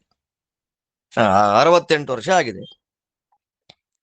ಅರ್ಜುನನಿಗೆ 68 ವರ್ಷ, ಧರ್ಮರಾಜನಿಗೆ 70 ವರ್ಷ, ಭೀಮಸೇನ ದೇವರಿಗೆ 69 ವರ್ಷ, ಕೃಷ್ಣದೇವರಿಗೆ 66 ವರ್ಷ. ಇಂಥ ವ್ಯವಸ್ಥೆಗಳ ಮಧ್ಯದಲ್ಲಿ ನಿಂತುಕೊಂಡು ಕೃಷ್ಣದೇವರಿಗೆ 60, ಭೀಮಸೇನ ದೇವರಿಗಿಂತ 6 ತಿಂಗಳು ಚಿಕ್ಕೋರು ಕೃಷ್ಣದೇವರು ಅವತಾರ ಮಾಡುವಾಗ ತೋರಿಸ್ಕೊಂಡ್ರು ಹಾಗೆ. ಹೀಗಿರುವಾಗ 67-68 ವಯಸ್ಸಿನಲ್ಲಿ ಯುದ್ಧ ಮಾಡಿ ರಾಜ್ಯವನ್ನ ಗೆದ್ದು ಎಷ್ಟು ವರ್ಷ ಬದುಕಿರೋದು? ಬಂದ್ಬಿಡ್ತಾವನಿಗೆ. ಆದ್ದರಿಂದ ಯಾರಿಂದ ಉಪಕಾರವನ್ನ ನಾನು ಇಷ್ಟು ವರ್ಷ ಪಡೆದಿದ್ದೇನೋ ಅವರಿಗೆಲ್ಲ ಪ್ರತ್ಯುಪಕಾರ ಮಾಡದೇ ಇದ್ರೂ ಪರವಾಗಿಲ್ಲ, ಅಪಕಾರ ಮಾಡಬಾರದು. ಆದ್ದರಿಂದಲೇ ಅವನ ಒಳಗೆ ಪ್ರವೇಶ ಮಾಡಿದ್ದು ಯಾವುದು ಅಂತ ಸಂಜಯನ ಮೂಲಕ ವೇದವ್ಯಾಸರನ್ನಿಸ್ತಾರೆ. ಕೃಪಾ. ಕೃಪಾ ಅಂದ್ರೆ ಏನು ಗೊತ್ತಾ? ಉಪಕಾರವನ್ನ ಮಾಡಬೇಕು ಅನ್ನುವ ಆಸೆ, ಅಪಕಾರವನ್ನ ಮಾಡಬಾರದು ಅನ್ನುವ ಸಂಕಲ್ಪ. ಆದ್ದರಿಂದ ಅನುಕಂಪ ಮತ್ತು ಕೃಪಾ ಬಹಳ ವ್ಯತ್ಯಾಸ. ಶಬ್ದಗಳು ಒಂದೇ ತರ ಕಂಡ್ರೂ ಕೂಡ ಸೂಕ್ಷ್ಮವಾದ ವ್ಯತ್ಯಾಸ ಅದರಲ್ಲಿದೆ ಅಂತಾರೆ ನಮ್ಮ ಆಚಾರ್ಯರು. ಅನುಕಂಪ ಅಂದ್ರೆ ಏನ್ ಗೊತ್ತಾ? ಅಯ್ಯೋ ಅಂತ ಅನ್ನೋದು, ಹೃದಯ ಕರಗಿ ನೀರಾಗಿ ಹೋಯ್ತ್ರಿ ಅಂತ ಅನ್ನೋದು ಅನುಕಂಪ. ಅದೇ ಕೃಪಾ ಅಂದ್ರೆ ಉಪಕಾರವನ್ನ ಮಾಡಬೇಕು. ಹೃದಯಸ್ಯ ದ್ರವೀ ಭಾವ ಅನುಕಂಪೇತಿ ಕಥ್ಯತೆ ಉಪಕಾರಂ ಕರ್ತುಮಿಚ್ಛಾ ಕೃಪೇತ್ಯಾಹುರ ಮನೀಷಿಣಃ. ಆಚಾರ್ಯರ ನಿರ್ಣಯ ಇದು. ಉಪಕಾರವನ್ನ ಮಾಡಬೇಕು ಅನ್ನುವ ಆಸೆಗೆ ಕೃಪಾ ಅಂತ ಕರೀತಾರ. ಆ ಕೃಪಾ ಇವನಲ್ಲಿ ಬಂದುಬಿಡ್ತು. ಆ ಕೃಪಾ ಬರ್ತಾ ಇದ್ದು ಉಪಕಾರ ಮಾಡಬೇಕು. ಆದ್ರೆ ಸಿಚುಯೇಷನ್ ಹೇಗಿದೆ ಅಂದ್ರೆ ಅಪಕಾರವನ್ನೇ ಮಾಡುವ, ಎಂಥ ಅಪಕಾರ? ಅಪಮಾನ ಮಾಡುವ ಅಪಕಾರ ಅಲ್ಲ, ಪ್ರಾಣವನ್ನೇ ತೆಗೆಯುವ ಸಂದರ್ಭ ಒದಗಿ ಬಂದು ಬಿಟ್ಟಿದೆ ಕಣ್ಣೆದುರಿಗೆ. ಹೇಗಿರಬೇಡ ಅರ್ಜುನನ ಮನಸ್ಥಿತಿ. ನೀವು ಆಲೋಚನೆ ಮಾಡಿಕೊಳ್ಳೋಣ. ಎಲ್ಲರಿಂದ ಉಪಕಾರ ಪಡೆದು ಕೊನೆಗೆ ಅವರುಗಳ ತಲೆಯನ್ನೇ ಕತ್ತರಿಸಿ ಹಾಕ್ಬಿಡ್ಬೇಕು ಅಂತಂದ್ರೆ ಅವನ ಮನಸ್ಸು ಹೇಗಿರಬೇಡ? ಬಂದು ಬಿಡ್ತು ವಿಷಾದ.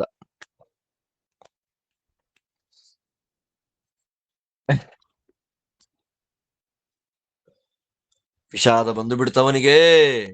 ಅಯ್ಯಯ್ಯೋ, ಆ ವಿಷಾದದಿಂದ ದೇವರಿಗೆ ಹೇಳ್ತಾನೆ, ದೃಷ್ಟ್ವೇಮಂ ಸ್ವಜನಂ ಕೃಷ್ಣ ಯುಯುತ್ಸುಂ ಸಮುಪಸ್ಥಿತಂ ಸೀದಂತಿ ಮಮ ಗಾತ್ರಾಣಿ ಮುಖಂಚ ಪರಿಶುಷ್ಯತಿ ವೇಪಥುಶ್ಚ ಶರೀರೆ ಮೇ ರೋಮಹರ್ಷಶ್ಚ ಜಾಯತೆ ಗಾಂಡೀವಂ ಸ್ರಂಸತೆ ಹಸ್ತಾತ್ ತ್ವಕ್ಚೈವ ಪರಿದಹ್ಯತೆ ನ ಚ ಶಕ್ನೋಮ್ಯವಸ್ಥಾತುಂ ಭ್ರಮತೀವ ಚ ಮೇ ಮನಃ ನಿಮಿತ್ತಾನಿ ಚ ಪಶ್ಯಾಮಿ ವಿಪರೀತಾನಿ ಕೇಶವ ನ ಚ ಶ್ರೇಯೋನು ಪಶ್ಯಾಮಿ ಹತ್ವಾ ಸ್ವಜನಮಾಹವೇ. ಎಂಥ ಮಾತುಗಳು ಬಂತು ನೋಡಿ ಅವನ ಬಾಯಲ್ಲಿ. ಇಲ್ಲಿ ತನಕ ಋಷಿಕೇಶ ಅಚ್ಯುತ ಅಂತೆಲ್ಲ ಕರಿತಾ ಇದ್ದವನು ಕೃಷ್ಣ ಅಂತ ಕರೆದು ಬಿಟ್ಟ. ಕೃಷ್ಣ ಅಂದ. ಏನು ಕೃಷ್ಣ ಅಂದ? ಸುಮ್ನೆ ಕೃಷ್ಣ ಅನ್ನೋದಲ್ಲ, ಕೃಷ್ಣ ಯತಃ ಕರ್ಷಸಿ ದೇವೇಶ, ಮನಸ್ಸನ್ನ ಎಳೆದು ಬಿಡುವವನು ಕೃಷ್ಣ.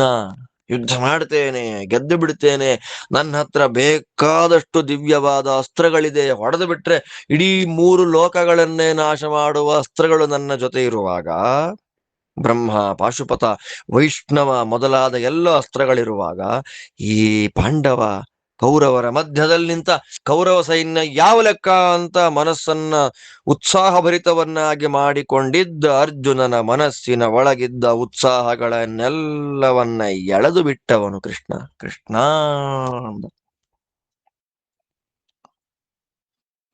ಬಲೂನ್ ಗಾಳಿ ಹಾಕ್ತಾರೆ, ಹಾರ್ತಾ ಇರುತ್ತೆ ಮೇಲೆ, ಗಾಳಿ ತೆಗೆದು ಬಿಟ್ರೆ ಅದು ಕಥೆ ಏನು? ಹಂಗಾಯ್ತು, ಗಾಳಿ ತೆಗೆದ ಬಲೂನ್ ತರ ಆಗ್ಬಿಟ್ಟ ಕೃಷ್ಣ.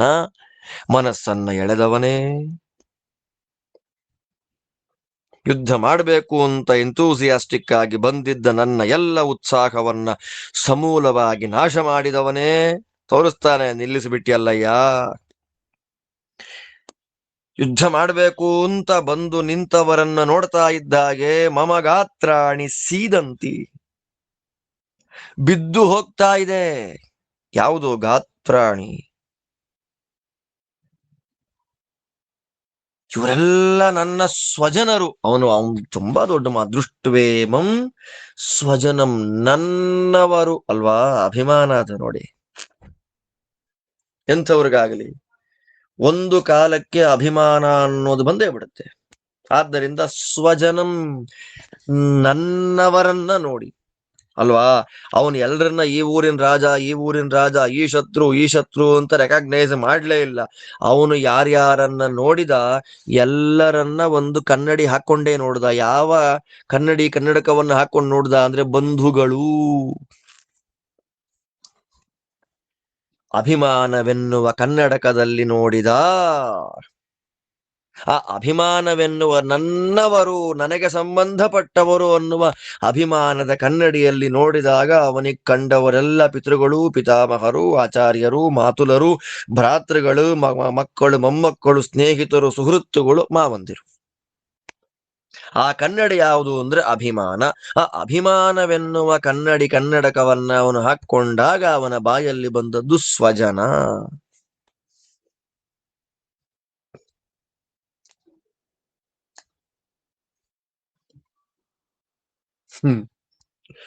ಈಗಲೇ ಇದೆಷ್ಟನೇದು? 28ನೇ ಶ್ಲೋಕ ಇದು.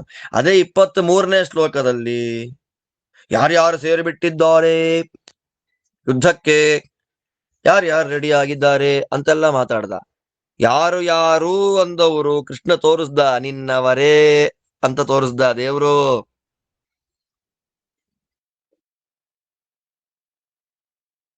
ಮಮ ಮಾಯಾದುರತ್ಯಯ. ನೆಕ್ಸ್ಟ್ ಹೇಳ್ತಾನೆ ಕೃಷ್ಣ, ಸುಲಭ ಅಲ್ಲ ನನ್ನ ಮಾಯಾವನ್ನ ದಾಟೋದು. ಸ್ವಾಮಿ ಅಂತಾನೆ, ನನ್ನವರನ್ನ ನೋಡ್ತಾ ಇದ್ದ ಹಾಗೆ ಕೈ ಕಾಲುಗಳಲ್ಲಿ ನಡ್ಕ ಬರ್ತಾ ಇದೆಯಪ್ಪ. ಎಲ್ಲ ಒಂದೊಂದೇ ಇಂದ್ರಿಯಗಳು ನನ್ನ ದೇಹದಿಂದ ಜಾರಿ ಬೀಳ್ತಾ ಇದೆ ಕೃಷ್ಣ, ಕಿತ್ತು ಹೋಗ್ತಾ ಇರುವಂತೆ ಭಾಸ ಆಗ್ತಾ ಇದೆ. ನೋಡಿ ಅವನ ಶರೀರದಲ್ಲಿ ಆದ ವಿಕಾರಗಳು ಏನು ಅಂತ ಸಂಜಯ ಎಷ್ಟು ಸೂಕ್ಷ್ಮವಾಗಿ ನೋಡ್ತಾನೆ. ಇಂದ್ರಿಯಗಳೆಲ್ಲ ಜಾರಿ ಹೋಗ್ತಾ ಇದೆ. ಸೀದಂತಿ ಮಮ ಗಾತ್ರಾಣಿ. ಎರಡನೇದೇನು? ಮುಖಂಚ ಪರಿಶುಷ್ಯತಿ. ಮುಖ ಒಣಗಿ ಹೋಗ್ತಾ ಇದೆ, ಅಂದ್ರೆ ಉತ್ಸಾಹ ಇಲ್ಲ, ಮುಖದಲ್ಲಿ ಉತ್ಸಾಹ ಇಲ್ಲ, ಲವಲವಿಕೆ ಇಲ್ಲ, ದುಃಖ ವಿಷಾದ ಬಂದಿದೆ, ಮುಖ ಒಣಗಿದೆ, ಬಾಡಿದೆ. ಮೂರನೇದು ಯಾವುದು? ಅವನ ಶರೀರದಲ್ಲಿ ಬಂದ ವಿಕಾರ. ಶರೀರೇ ವೇಪಥುಹು, ಶರೀರ ಶಿವರಿಂಗ್ ನಡುಗುತ್ತಾ ಇದೆ, ಗಡ ಗಡ ಗಡ, ನಾನು ಇವ್ರನ್ನ ಕೊಲ್ಬೇಕಾ ಅಂತ ಅನ್ನಿಸ್ತಾ ಇದೆ ಅವನಿಗೆ. ನಾಲ್ಕನೇದು ಯಾವುದು? ರೋಮಾಂಚನ ಆಗ್ತಾ ಇದೆ, ರೋಮ ಹರ್ಷಶ್ಚುಜ, ನನ್ನವರನ್ನ ಕೊಲ್ಬೇಕಾ,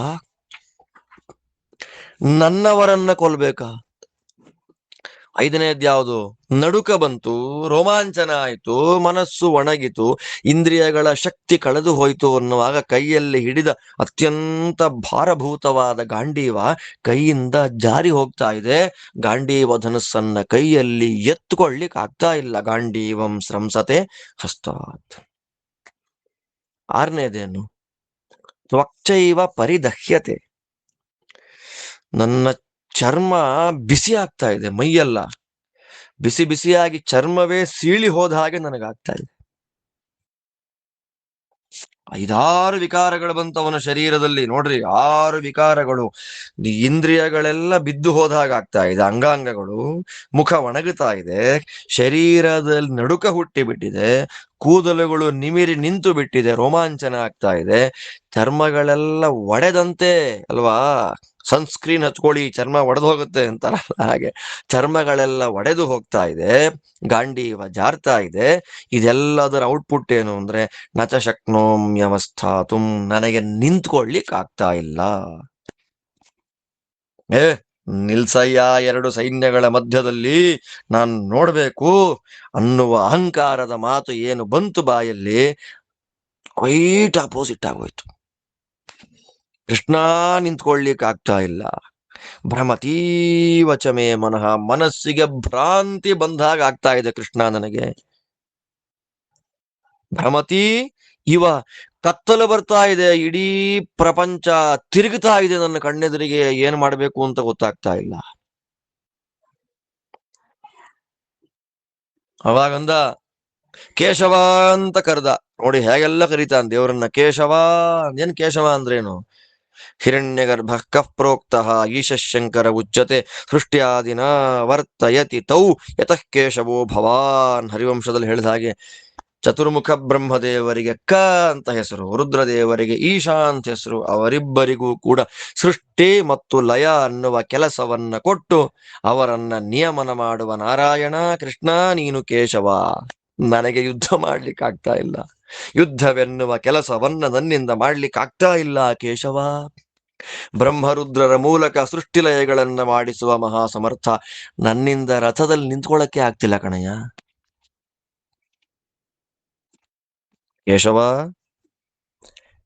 ಏನಾಗ್ತಿದೆ? ವಿಪರೀತವಾದ ನಿಮಿತ್ತಗಳನ್ನು ನಾನು ಕಾಣ್ತಾ ಇದ್ದೇನೆ. ಶಕುನಗಳು, ವಿಪರೀತವಾದ ಶಕುನ, ಅಪಶಕುನ ಅಂತ ಕರೀತಾರೆ. ಒಳ್ಳೇದಲ್ಲ ಇದು. ಕೆಟ್ಟದ್ದನ್ನ ಸೂಚನೆ ಮಾಡುವ ಅಪಶಕುನಗಳ ದರ್ಶನ ನನಗಾಗ್ತಾ ಇದೆ. ಆಹವ, ಆಹವ ಅಂದ್ರೆ ಯುದ್ಧ. ಈ ಯುದ್ಧದಲ್ಲಿ ನಮ್ಮವರನ್ನ ಕೊಂದು ಹತ್ತುವ ಸ್ವಜನಮಾಗವೆ. ಮತ್ತಂತಾನೆ ಸ್ವ ಸ್ವ, ನಮ್ಮವರು, ನನ್ನವರು, ನನಗೆ ಸಂಬಂಧಪಟ್ಟವರು, ನನಗೇ ಸಂಬಂಧಪಟ್ಟವರು, ನಾನು ಅವರಿಗೆ ಸಂಬಂಧಪಟ್ಟವನು ಅಂತೆಲ್ಲ ಅಂದುಕೊಂಡ್ರೆ ಅಭಿಮಾನ ಜಾಸ್ತಿ ಆಗ್ಬಿಡುತ್ತಂತೆ. ಅವರೆಲ್ಲರನ್ನ ಕೊಂದ್ರೆ ಶ್ರೇಯಸ್ಸಾಗೋದಿಲ್ಲ ಅಂತ ನನಗೆ ಸ್ಪಷ್ಟವಾಗಿ ಗೊತ್ತಾಗ್ತಿದೆ ಕೃಷ್ಣ. ಆದ್ದರಿಂದ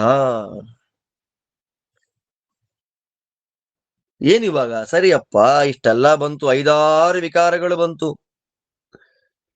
ಅಲ್ವಾ?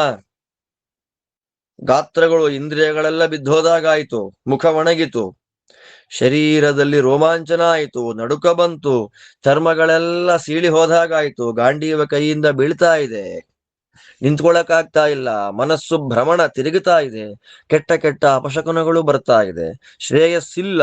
ಮತ್ತೆ ಅದಕ್ಕೆ ಏನಿವಾಗ? ಏನ್ ಮಾಡುವಂತಿ ಅರ್ಜುನ ಅಂತಂದ್ರೆ ಅರ್ಜುನ ಅಂತಾನೆ ನಕಾಂಕ್ಷೆ ವಿಜಯಂ ಕೃಷ್ಣ ನ ಚ ರಾಜ್ಯಂ ಸುಖಾನಿ ಚ ಕಿನ್ನೋ ರಾಜ್ಯೇನ ಗೋವಿಂದ ಕಿಂ ಭೋಗೈ ಜೀವಿತೇನ ವಾ. ಕೃಷ್ಣ, ನಕಾಂಕ್ಷೆ ವಿಜಯಂ ನಚ ರಾಜ್ಯಂ ಸುಖಾನಿ ಚ. ಎಲ್ಲಾ ಕಡೆ ಚಕಾರ ಹಾಕ್ಬಿಟ್ಟಿದ್ದಾರೆ. ನನಗೆ ಯುದ್ಧದಲ್ಲಿ ವಿಜಯ ಬೇಡ, ನಾನ್ ಯುದ್ಧದಲ್ಲಿ ಗೆಲ್ಲೋದು ಬೇಡ, ರಾಜ್ಯ ಬೇಡ, ರಾಜ್ಯದಿಂದ ಬರುವ ಸುಖ ಬೇಡ. ಯಾಕಯ್ಯ ಕಷ್ಟಪಟ್ಟಿದ್ಯಾಕೆ? ಇಂದ್ರಕೀಲಾದ್ರಿಗೆ ಹೋಗಿ ತಪಸ್ಸು ಮಾಡಿದ್ಯಾಕೆ? ಹಿಮಾಲಯಕ್ಕೆ ಹೋಗಿದ್ಯಾಕೆ? ಸ್ವರ್ಗಾದಿಗಳಿಗೆ ಹೋಗಿದ್ಯಾಕೆ? 5-6 ವರ್ಷ ಅಣ್ಣ ತಮ್ಮಂದಿರೆಲ್ಲರೂ ಕೂಡ ಕಾಡಲ್ಲಿ ವನವಾಸದಿಂದ ಒದ್ದಾಡ್ತಾ ಇರುವಾಗ ನೀನು ಮಾತ್ರ ಅಲ್ಲಿ ಒಬ್ಬನೇ ಹೋಗಿ ಸಾಧನೆ ಮಾಡಿದ್ಯಾಕೆ? ಅವನಂತಾನೆ, ಗೋವಿಂದ, ರಾಜ್ಯದಿಂದ ಏನಾಗ್ಬೇಕಯ್ಯ, ಭೋಗದಿಂದ ಏನಾಗ್ಬೇಕಯ್ಯ, ಬದುಕಿದ್ದೇನಯ್ಯ ಪ್ರಯೋಜನ? ಗೋವಿಂದ ಅಂದು ಬಿಟ್ಟೆ. ಸಮಸ್ತ ವೇದ ಪ್ರತಿಪಾದ್ಯನಾದವನೇ ವಿರಕ್ತಿ ಬಂದ್ಬಿಡುತ್ತೆ ನೋಡಿ ಅವನಿಗೆ. ಸ್ಮಶಾನ ವೈರಾಗ್ಯ ಅಂತಾರಲ್ಲ, ಎಲ್ಲ ಸತ್ತೋಗ್ತಾರ್ರಿ ಒಂದ್ ದಿವ್ಸ, ಸಾಯೋದೇ. ಆದ್ರೆ ಅದೊಂಥರ ಸ್ಮಶಾನ ವೈರಾಗ್ಯ. ಎಲ್ರನ್ನ ಸಾಯಿಸ್ಬಿಟ್ಟು ನಾ ರಾಜ ಆಗ್ಬೇಕಾ? ಆ ಮಾತನ್ನ ಕೇಳಿದಾಗ ಎಂಥವ್ರಿಗಾಗ್ಲಿ ವೈರಾಗ್ಯ ಬಂದೇ ಬರುತ್ತಲ್ಲ. ತಾನೇ ಗೆಲುವು ಬೇಡ, ರಾಜ್ಯ ಬೇಡ, ರಾಜ್ಯ ಭೋಗದ ಸುಖ ಬೇಡ. ರಾಜ್ಯ ತಗೊಂಡು ಏನ್ ಮಾಡ್ಬೇಕಯ್ಯ ಕೃಷ್ಣ? ಸುಖ ಅನುಭವಿಸ್ಬೇಕು ಅರ್ಜುನ. ಯಾವ ಭೋಗನಪ್ಪ? ಭೋಗ ಯಾಕೆ? ಬದುಕನ್ನ ಸುಖವಾಗಿ ಕಳಿಲಿಕ್ಕೆ ಭೋಗ. ಬದುಕು ಯಾಕೆ? ಕಿಂ ಭೋಗೈಹಿ, ಬದುಕಿಂದ ಏನು ಪ್ರಯೋಜನ? 100 ವರ್ಷ ಬದುಕಿದ್ದೇನಯ್ಯ ಪ್ರಯೋಜನ? ಭೋಗಗಳಿಂದ ಏನಯ್ಯ ಪ್ರಯೋಜನ? ರಾಜ್ಯದಿಂದ ಏನಯ್ಯ ಪ್ರಯೋಜನ? ಏಷಾಮರ್ಥೆ ಕಾಂಕ್ಷಿತನ್ನೋ ರಾಜ್ಯಂ ಭೋಗ ಸುಖಾನಿ ಚ ತೈಮೇವ ಸ್ಥಿತ ಯುದ್ಧೆ ಪ್ರಾಣಾನ್ ತ್ಯಕ್ತ್ವಾ ಧನಾನಿ ಚ. ಈಗ ಬದುಕಬೇಕು, ಯಾರ ಜೊತೆ ಬದುಕಬೇಕು? ಮಕ್ಕಳು ಮೊಮ್ಮಕ್ಕಳು ಫ್ರೆಂಡ್ಸುಗಳು ಅವರು ಇವರು, ಅವ್ರ ಜೊತೆ 100 ವರ್ಷ ಬದುಕಿದ್ದು ಸುಖ ಭೋಗಗಳನ್ನು ಅನುಭವಿಸಿ ಚೆನ್ನಾಗಿ ಇರಬೇಕು ಅಂತ ಅಪೇಕ್ಷೆ ಪಡೋದು. ಯಶಾಮರ್ಥೆ, ಯಾರಿಗೋಸ್ಕರವಾಗಿ ರಾಜ್ಯವನ್ನ ಅಪೇಕ್ಷೆ ಪಟ್ಟುವೋ, ಯಾರಿಗೋಸ್ಕರವಾಗಿ ರಾಜ್ಯ ಭೋಗವನ್ನ ಅಪೇಕ್ಷೆ ಪಟ್ಟುವೋ, ಯಾರಿಗೋಸ್ಕರವಾಗಿ ಸುಖವನ್ನ ಅಪೇಕ್ಷೆ ಪಟ್ಟುವೋ ಅವರೆಲ್ಲ ಹಣವನ್ನು ಪ್ರಾಣವನ್ನು ಬಿಟ್ಟು ಯುದ್ಧ ಮಾಡ್ಲಿಕ್ಕಾಗಿ ನಿಂತ್ಕೊಂಡ್ಬಿಟ್ಟಿದ್ದಾರೆ. ಆಯ್ತು, ಯುದ್ಧ ಮಾಡಿದೆ. ಯುದ್ಧ ಮಾಡಿ ಗೆದ್ದ ಮೇಲೆ ಆನಂದವಾಗಿ ಭೀಷ್ಮಾಚಾರ್ಯರ ಜೊತೆಯಲ್ಲಿ ಪಾಠ ಪ್ರವಚನಗಳನ್ನ ಕೇಳ್ತಾ ಬದುಕಬಹುದು, ಆನಂದವಾಗಿ ಸ್ನೇಹಿತರ ಜೊತೆ ಊಟ ಮಾಡಬಹುದು. ಯುದ್ಧ ಆದ್ಮೇಲೆ ಅಂತಂದ್ರೆ ಯುದ್ಧದಲ್ಲಿ ಸಾಯ್ಲಿಕ್ಕೆ ಬಂದು ನಿಂತವರೇ ಅವರುಗಳಿಲ್ಲಿ ಅಂತ ನೋಡ್ರಿ. ತೈಮೇ ಅವಸ್ಥಿತ, ಅವರೆಲ್ಲ ನಿಂತುಕೊಂಡು ಬಿಟ್ಟಿದ್ದಾರೆ ಭೂಮಿಯಲ್ಲಿ. ಸುಮ್ಮನೆ ನಿಂತಿಲ್ಲ, ಅವರವರು ಭೋಗ ಮಾಡಿದ ರಾಜ್ಯವನ್ನೂ ಬಿಟ್ಟಿದ್ದಾರೆ, ಅವರವರ ದುಡ್ಡನ್ನೂ ಬಿಟ್ಟು ಬಂದಿದ್ದಾರೆ, ಮತ್ತವರ ಪ್ರಾಣವನ್ನೂ ಬಿಟ್ಟು ಬಂದು ಬಿಟ್ಟಿದ್ದಾರೆ. ಪ್ರಾಣಾನ್ ತ್ಯಕ್ತ್ವ ಧನಾನಿ ತ್ಯಕ್ತ್ವ ಯುದ್ಧೇ ಅವಸ್ಥಿತ. ಪ್ರಾಣವನ್ನೂ ಬಿಟ್ಟು ನಿಂತಿದ್ದಾರೆ, ಧನವನ್ನೂ ಬಿಟ್ಟು ನಿಂತಿದ್ದಾರೆ. ಎಲ್ಲರನ್ನ ಸಾಯಿಸ್ಬಿಟ್ಟು ನೀನೊಬ್ನೇ ರಾಜ್ಯ ಭೋಗ ಅನುಭವಿಸು ಅಂದ್ರೆ ಆಗತ್ತೇನಯ್ಯ? ಆಚಾರ್ಯ ಪಿತರ ಪುತ್ರ ತಥೈವ ಚ ಪಿತಾಮಹಃ ಮಾತುಲಾ ಶ್ವಶುರಾಃ ಪೌತ್ರಾಃ ಸ್ಯಾಲಾಃ ಸಂಬಂಧಿನಸ್ತಥಾ ಏತಾನ್ ಹಂತುಮಿಚ್ಛಾಮಿ ಘ್ನತೋಪಿ ಮಧುಸೂದನ ಅಪಿ ತ್ರೈಲೋಕ್ಯ ರಾಜ್ಯಸ್ಯ ಹೇತೋಃ ಕಿನ್ನು ಮಹೀಕೃತೆ. ನಿಂತವ್ರು ಯಾರಲ್ಲಿ? ಆಚಾರ್ಯ, ಗುರುಗಳಿದ್ದಾರೆ, ಪಿತರಹ, ತಂದೆಯ ಸ್ಥಾನದಲ್ಲಿ ನಿಂತವರಿದ್ದಾರೆ, ಪುತ್ರ, ಮಕ್ಕಳಿದ್ದಾರೆ, ಪಿತಾ. ನೋಡಿ, ಅವನಿಗೆ ವ್ಯತ್ಯಾಸ ಆಗ್ತಾ ಇದೆ. ಮೊದಲು ಪಿತಾಮಹ ಅಂತ ಆಗ್ಬೇಕು, ಆಮೇಲೆ ಪಿತೃ ಆಗ್ಬೇಕು, ಆಮೇಲೆ ಆಚಾರ್ಯ ಆಗ್ಬೇಕು, ಆಮೇಲೆ ಮಾತುಲ, ಶ್ವಶುರ, ಸ್ಯಾಲ, ಸಂಬಂಧಿ, ಪುತ್ರ, ಪೌತ್ರ ಆಗ್ಬೇಕು. ಅರ್ಜುನ ನಡುಗಿಬಿಟ್ಟಿದ್ದಾನೆ, ಅವನ ಮನಸ್ಸಲ್ಲಿ ತುಂಬಾ ದುಃಖ ಇದೆ ಅಂತ ಗೊತ್ತಾಗ್ತಾ ಇದೆ. ಹೇಗೆ ಸಂಬಂಧಗಳನ್ನ ವ್ಯತ್ಯಾಸ ಮಾಡಿ ಹೇಳ್ತಾ ಇದ್ದಾನೆ. ಗುರುಗಳಿದ್ದಾರೆ, ತಂದೆಗಳಿದ್ದಾರೆ, ಮಕ್ಕಳಿದ್ದಾರೆ, ಅಜ್ಜಂದಿರಿದ್ದಾರೆ, ಸೋದರ ಮಾವಂದಿರಿದ್ದಾರೆ, ಹೆಣ್ಣು ಕೊಟ್ಟ ಮಾವಂದಿರಿದ್ದಾರೆ, ಮೊಮ್ಮಕ್ಕಳಿದ್ದಾರೆ, ಸ್ಯಾಲರು, ಭಾವಮೈದುನರಿದ್ದಾರೆ, ಎಲ್ಲ ಸಂಬಂಧಿಕರಿದ್ದಾರೆ. ಅವರೆಲ್ಲರನ್ನ ಕೊಂದು ರಾಜ್ಯ ಬೇಕಾ? ಏತಾನ್ನ ಹಂತುಮಿಚ್ಛಾಮಿ, ನಾನಿವರನ್ನ ಕೊಲ್ಲಕ್ ಇಷ್ಟಪಡೋಲ್ಲ ಕೃಷ್ಣ. ಕೃಷ್ಣ ಅಂತಾನೆ, ಅಲ್ವೋ, ನೀನ್ ಕೊಲ್ಲಕ್ ಇಷ್ಟ ಇಲ್ಲ, ಅವರೇ ನಿನ್ನ ಕೊಂದ್ಬಿಟ್ರೆ ಏನ್ ಮಾಡ್ತೀಯ? ಘ್ನತೋಪಿ, ಇಲ್ಲಿ ಮಧುಸೂದನ ಅಂತ ಕರೆದ ದೇವರನ್ನ. ದುಷ್ಟ ದೈತ್ಯರನ್ನ ಭೂಭಾರ ಹರಣ ಮಾಡ್ಲಿಕ್ಕಾಗಿ ನಾಶ ಮಾಡಿದ ನೀನು ಮಧುಸೂದನಪ್ಪ. ಅವರು ನನ್ನನ್ನ ಕೊಂದಾಕ್ ನಾನು ಸತ್ತು ಹೋಗ್ತೇನೆ ಸಂತೋಷವಾಗಿ, ಆದ್ರೆ ಅವರನ್ನ ನಾನು ಸಾಯಿಸಲ್ಲ.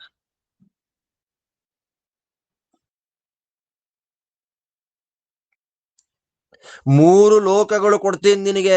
ಬಂಧುಗಳನ್ನ ಕೊಂದಾಕಿ ಬಿಟ್ರೆ ಯುದ್ಧದಲ್ಲಿ, ಬಂಧುಗಳನ್ನ ಸಾಯಿಸಿ ಬಿಟ್ರೆ ಮೂರು ಲೋಕಗಳನ್ನ ಕೊಡ್ತೀನಿ ಅಂದ್ರೆ ನನಗೆ ಬೇಕಾಗಿಲ್ಲ ಬಂಧುಗಳು.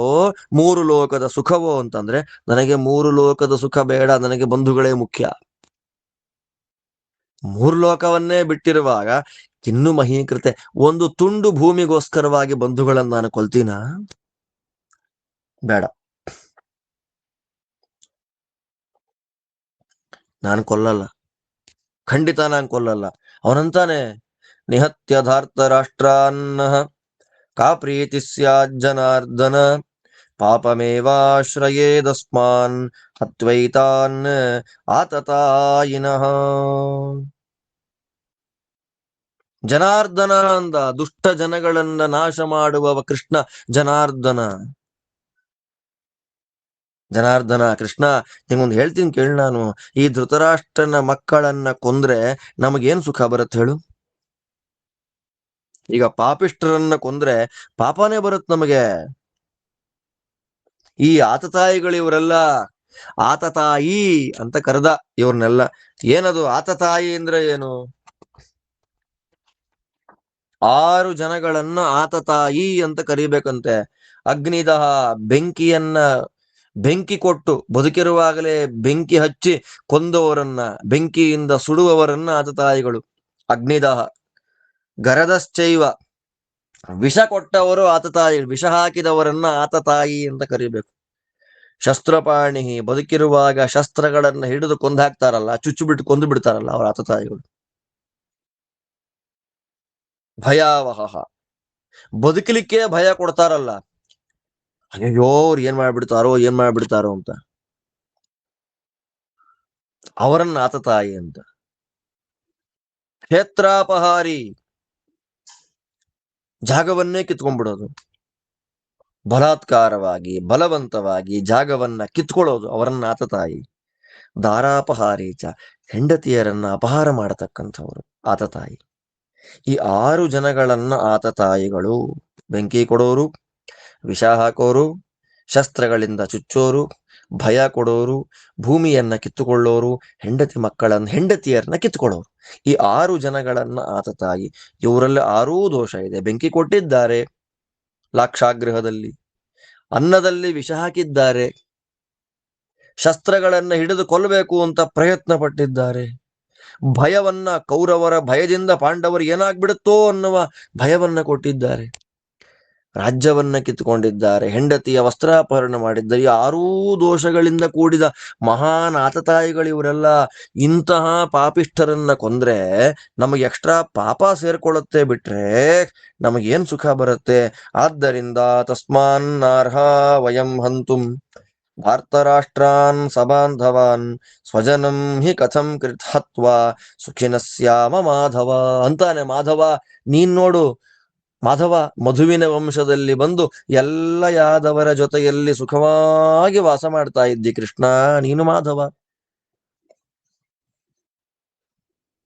ಎಲ್ಲ ಕಾರಣಗಳಿಂದ, ಇಲ್ಲಿ ತನಕ ನಾನು ಹೇಳಿದ ಈ ಎಲ್ಲ ಕಾರಣಗಳಿಂದ ನಾವು ಸಬಾಂಧವಾನ್, ಬಂಧುಗಳ ಜೊತೆಯಲ್ಲಿ ಯುದ್ಧದಲ್ಲಿ ನಿಂತಿರುವಂತಹ ದುರ್ಯೋಧನಾದಿ ಧೃತರಾಷ್ಟ್ರನ ಮಕ್ಕಳನ್ನ ಕೊಲ್ಲೋದು ಒಳ್ಳೆಯದಲ್ಲ. ಯಾಕೋ ಅಂತ ಮತ್ತೆ ಕೇಳಿದ್ರೆ ಕೃಷ್ಣ, ಅದಕ್ಕೆ ಅರ್ಜುನ ಅಂತಾನೆ, ಸ್ವಜನಂ ಹಿ ಕಥಂ ಹತ್ವಾ ಸುಖಿನಸ್ಯಾಮ. ನಮ್ಮವರನ್ನೇ ಕೊಂದು ಬಿಟ್ಟು ನಮಗೇನು ಸುಖ ಇದೆ? ಅಣ್ಣ ತಮ್ಮಂದ್ರನ್ ಕೊಂದವರು ನಾಳೆ ಬೆಳಗ್ಗೆ ಯಾರಾದ್ರೂ ಮಾತಾಡದೆ ಇರ್ತಾರ? ಅಣ್ಣಂದ್ರನ್ ಕೊಂದ್ರು, ತಮ್ಮಂದ್ರನ್ ಕೊಂದ್ರು, ಮೊಮ್ಮಕ್ಕಳನ್ ಕೊಂದ್ರು, ಇಷ್ಟುದ್ದಲ್ಲಿ ಇಷ್ಟು ಕೊಟ್ನಲ್ಲ ಬಂಧುಗಳದ್ದು, ಇವ್ರನ್ನೆಲ್ಲ ಕೊಂದಾಕ್ದವನು ಅಂತ ಜನ ಮಾತಾಡಲ್ವೇನೋ? ಬೇಡ, ಜನ ಮಾತಾಡೋದು ಆ ಕಡೆ ಹೋಗ್ಲಿ, ನಮ್ಮ ಬಂಧುಗಳನ್ನೇ ಕೊಂದು ನಾವು ಏನು ಸುಖವಾಗಿರೋದು? ಬೇಡ.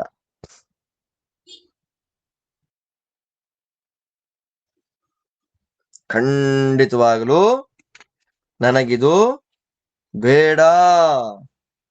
ಕೃಷ್ಣ ಅಂತಾನೆ, ಇದು ನಿನಗೊಬ್ಬನಿಗಿದ್ರೆ ಸಾಲದು, ದುರ್ಯೋಧನಾದಿಗಳಿಗೂ ಇರ್ಬೇಕಲ್ಲಪ್ಪ. ನಮಗೂ ಅವ್ರ ಬಂಧುಗಳೇ ಅಲ್ವಾ. ಅಪೋಸಿಟ್ ಸೈಡ್ ನಲ್ಲಿ ನಿಂತಹ ದುರ್ಯೋಧನಾದಿಗಳಿಗೂ ನಿನ್ನ ಮಾತು ಅಪ್ಲಿಕಬಲ್ ಅಲ್ವಾ, ಅವ್ರಿಗೆ ಗೊತ್ತಾಗ್ಬೇಕಲ್ವಾ ಇದನ್ನು.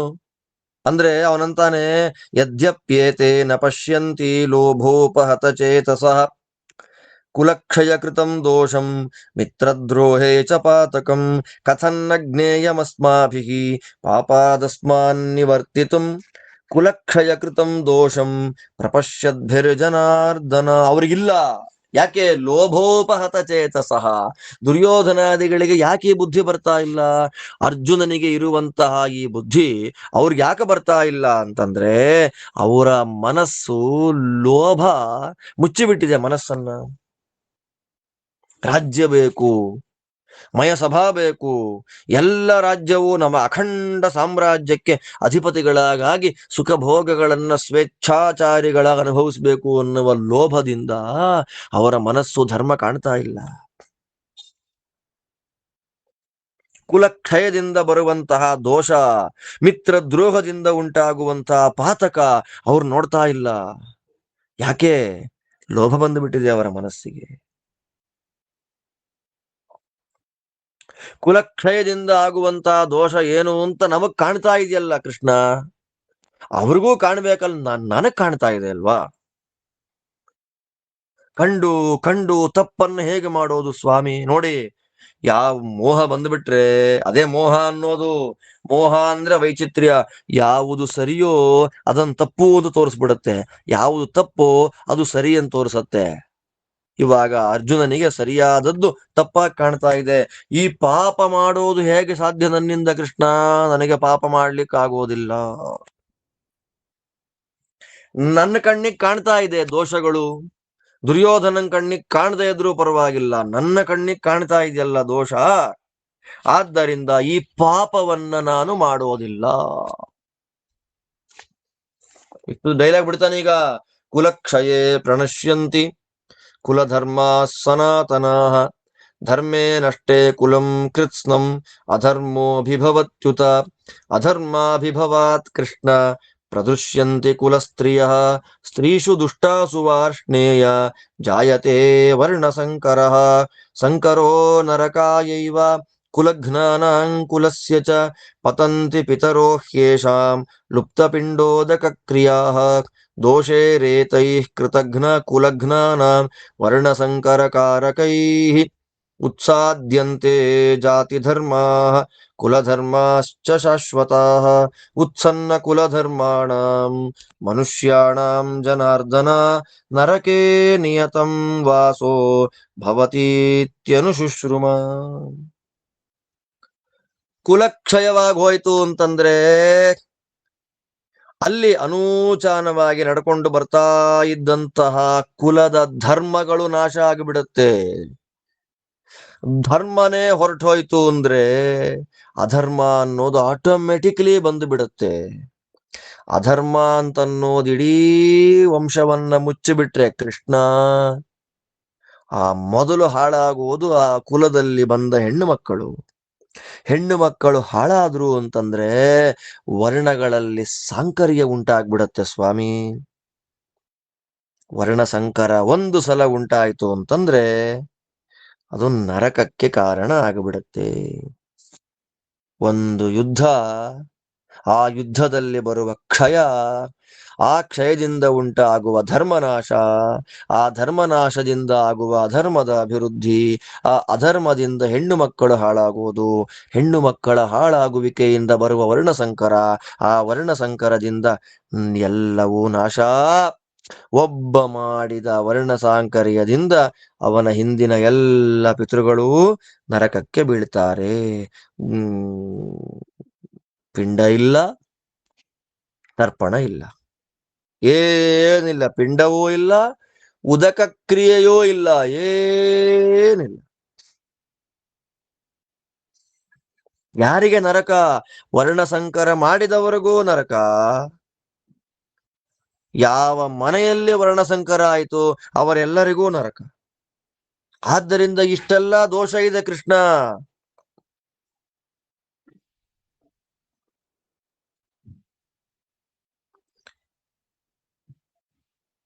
ನಡ್ಕೊಂಡು ಬರ್ತಾ ಇದೆ ಅನೂಚಾನವಾಗಿ. ಕುಲಧರ್ಮಗಳಿದೆ, ಜಾತಿ ಧರ್ಮಗಳಿದೆ, ಎಲ್ಲವೂ ನಾಶ ಆಗ್ಬಿಡುತ್ತೆ. ಒಂದು ಸಾಂಕರ್ಯದಿಂದ, ಒಂದು ವರ್ಣ ಸಾಂಕರ್ಯದಿಂದ ಆಗುವ ದೋಷ ಏನು? ಎರಡು ಮಿಕ್ಸಪ್ ಆಗ್ಬಿಡುತ್ತಲ್ಲ. ಮಿಕ್ಸಪ್ ಆದಾಗ ಯಾವುದು ಮಾಡೋದು ನಾವು? ಆ ಜಾತಿ ಧರ್ಮವೂ ಪ್ರತ್ಯೇಕವಾಗಿ ಹೋಯಿತು, ಆ ಕುಲಧರ್ಮವೂ ಪ್ರತ್ಯೇಕವಾಗಿ ಹೊರಟೋಯ್ತು. ಯಾರು ಕುಲಧರ್ಮ ಜಾತಿ ಧರ್ಮಗಳನ್ನ ನಾಶ ಮಾಡ್ತಾರೆ ಅವರಿಗೆ ನಿಯತವಾಗಿ ಶಾಶ್ವತವಾಗಿ ನರಕದಲ್ಲಿ ವಾಸ. ಧರ್ಮಶಾಸ್ತ್ರಗಳು ಸ್ಪಷ್ಟವಾಗಿ ಹೇಳ್ತಾವ, ಓದಿದ ನೋಡಿ. ಅದೇ ಧರ್ಮಶಾಸ್ತ್ರಗಳಲ್ಲಿ ಆತತಾಯಿಗಳನ್ನ ಕೊಲ್ಲಬೇಕು ಅಂತ ಹೇಳಿದ್ದಾರೆ. ಆ ಪಾಯಿಂಟ್ ತಗೊಳ್ಳೇ ಇಲ್ಲ ಅರ್ಜುನ. ಅವನ್ ತಗೊಂಡ ಪಾಯಿಂಟ್ ಯಾವುದು? ವರ್ಣಸಂಕರ ಆಗ್ಬಿಟ್ರೆ, ನಾಶ ಆಗ್ಬಿಟ್ರೆ ನರಕ. ನಾವು ಕೇಳಿದ್ದೇವಪ್ಪ, ನಾವು ಪಾಠ ಕೇಳಿದ್ದೇವೆ ಗುರುಗಳಿಂದ. ಆದ್ದರಿಂದ ಅಹೋಬತ ಮಹತ್ಪಾಪಂ ಕರ್ತುಂ ವ್ಯವಸಿತ ವಯಂ ಯದ್ರಾಜ್ಯ ಸುಖಲೋಭೇನ ಹಂತುಂ ಸ್ವಜನ ಮುದ್ಯತಾಃ ಯದಿ ಮಾಮ ಪ್ರತೀಕಾರಮಶಸ್ತ್ರಂ ಶಸ್ತ್ರಪಾಣಯಃ ಧಾರ್ತರಾಷ್ಟ್ರ ರಣೇ ಹನ್ಯುಃ ತನ್ಮೇ ಕ್ಷೇಮತರಂ ಭವೇತ್. ಅಹೋ, ಅಯ್ಯೋ ಅಂದ. ಅಯ್ಯಯ್ಯೋ, ಎಂಥ ದೊಡ್ಡ ಪಾಪವನ್ನ ಮಾಡ್ಲಿಕ್ಕೆ ನಾವು ರೆಡಿಯಾಗಿ ಹೋಗಿದ್ವಿ. ಲಾಸ್ಟ್ ಫೈನಲಿ ನನಗ್ ಜ್ಞಾನೋದಯ ಆಯ್ತಲ್ಲ. ಹೆಂಗ್ ಬಡ್ಕೋಬೇಕು, ಹೆಂಗ್ ಜ್ಞಾನೋದಯ? ಅಹೋಬತ ಮಹತ್ ಪಾಪಂ, ಎಂಥ ದೊಡ್ಡ ಪಾಪವನ್ನ ಮಾಡ್ಲಿಕ್ಕೆ ರೆಡಿ ಆಗಿದ್ವಿ ನಾವು. ಒಂದು ರಾಜ್ಯದಿಂದ ಬರುವ ಸುಖದ ಲೋಭದಿಂದ ಯುದ್ಧದಲ್ಲಿ ನಮ್ಮವರನ್ನೇ ಕೊಲ್ಲುವಂತಹ ದೊಡ್ಡ ಪಾಪವನ್ನ ಮಾಡಬೇಕು ಅಂತ ಹೊರಟಿದ್ವಲ್ಲ. ನಾನಂತೂ ಮಾಡಲ್ಲಪ್ಪ ಈ ಪಾಪನ. ನನಗಂತೂ ಈ ಪಾಪ ಅನ್ನೋದು ಬೇಡವೇ. ಯಾರಿಗ್ ಬೇಕು ಈ ಪಾಪ?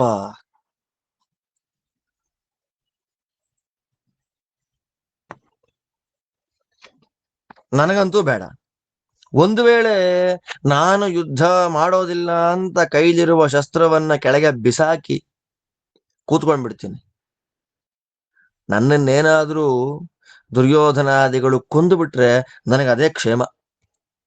ನಾನಂತೂ ಕೊಲ್ಲಲ್ಲ, ಅವರೇ ನನ್ನನ್ನ ಕೊಂದು ಬಿಟ್ರೆ ತುಂಬಾ ಸಂತೋಷ. ನಂಗೆ ಬಹಳ ಒಳ್ಳೇದಾಗತ್ತೆ. ನನಗೆ ಪಾಪದಿಂದ ಮುಕ್ತನಾಗ್ತೇನೆ. ನನಗೆ ಯುದ್ಧ ಬೇಡ,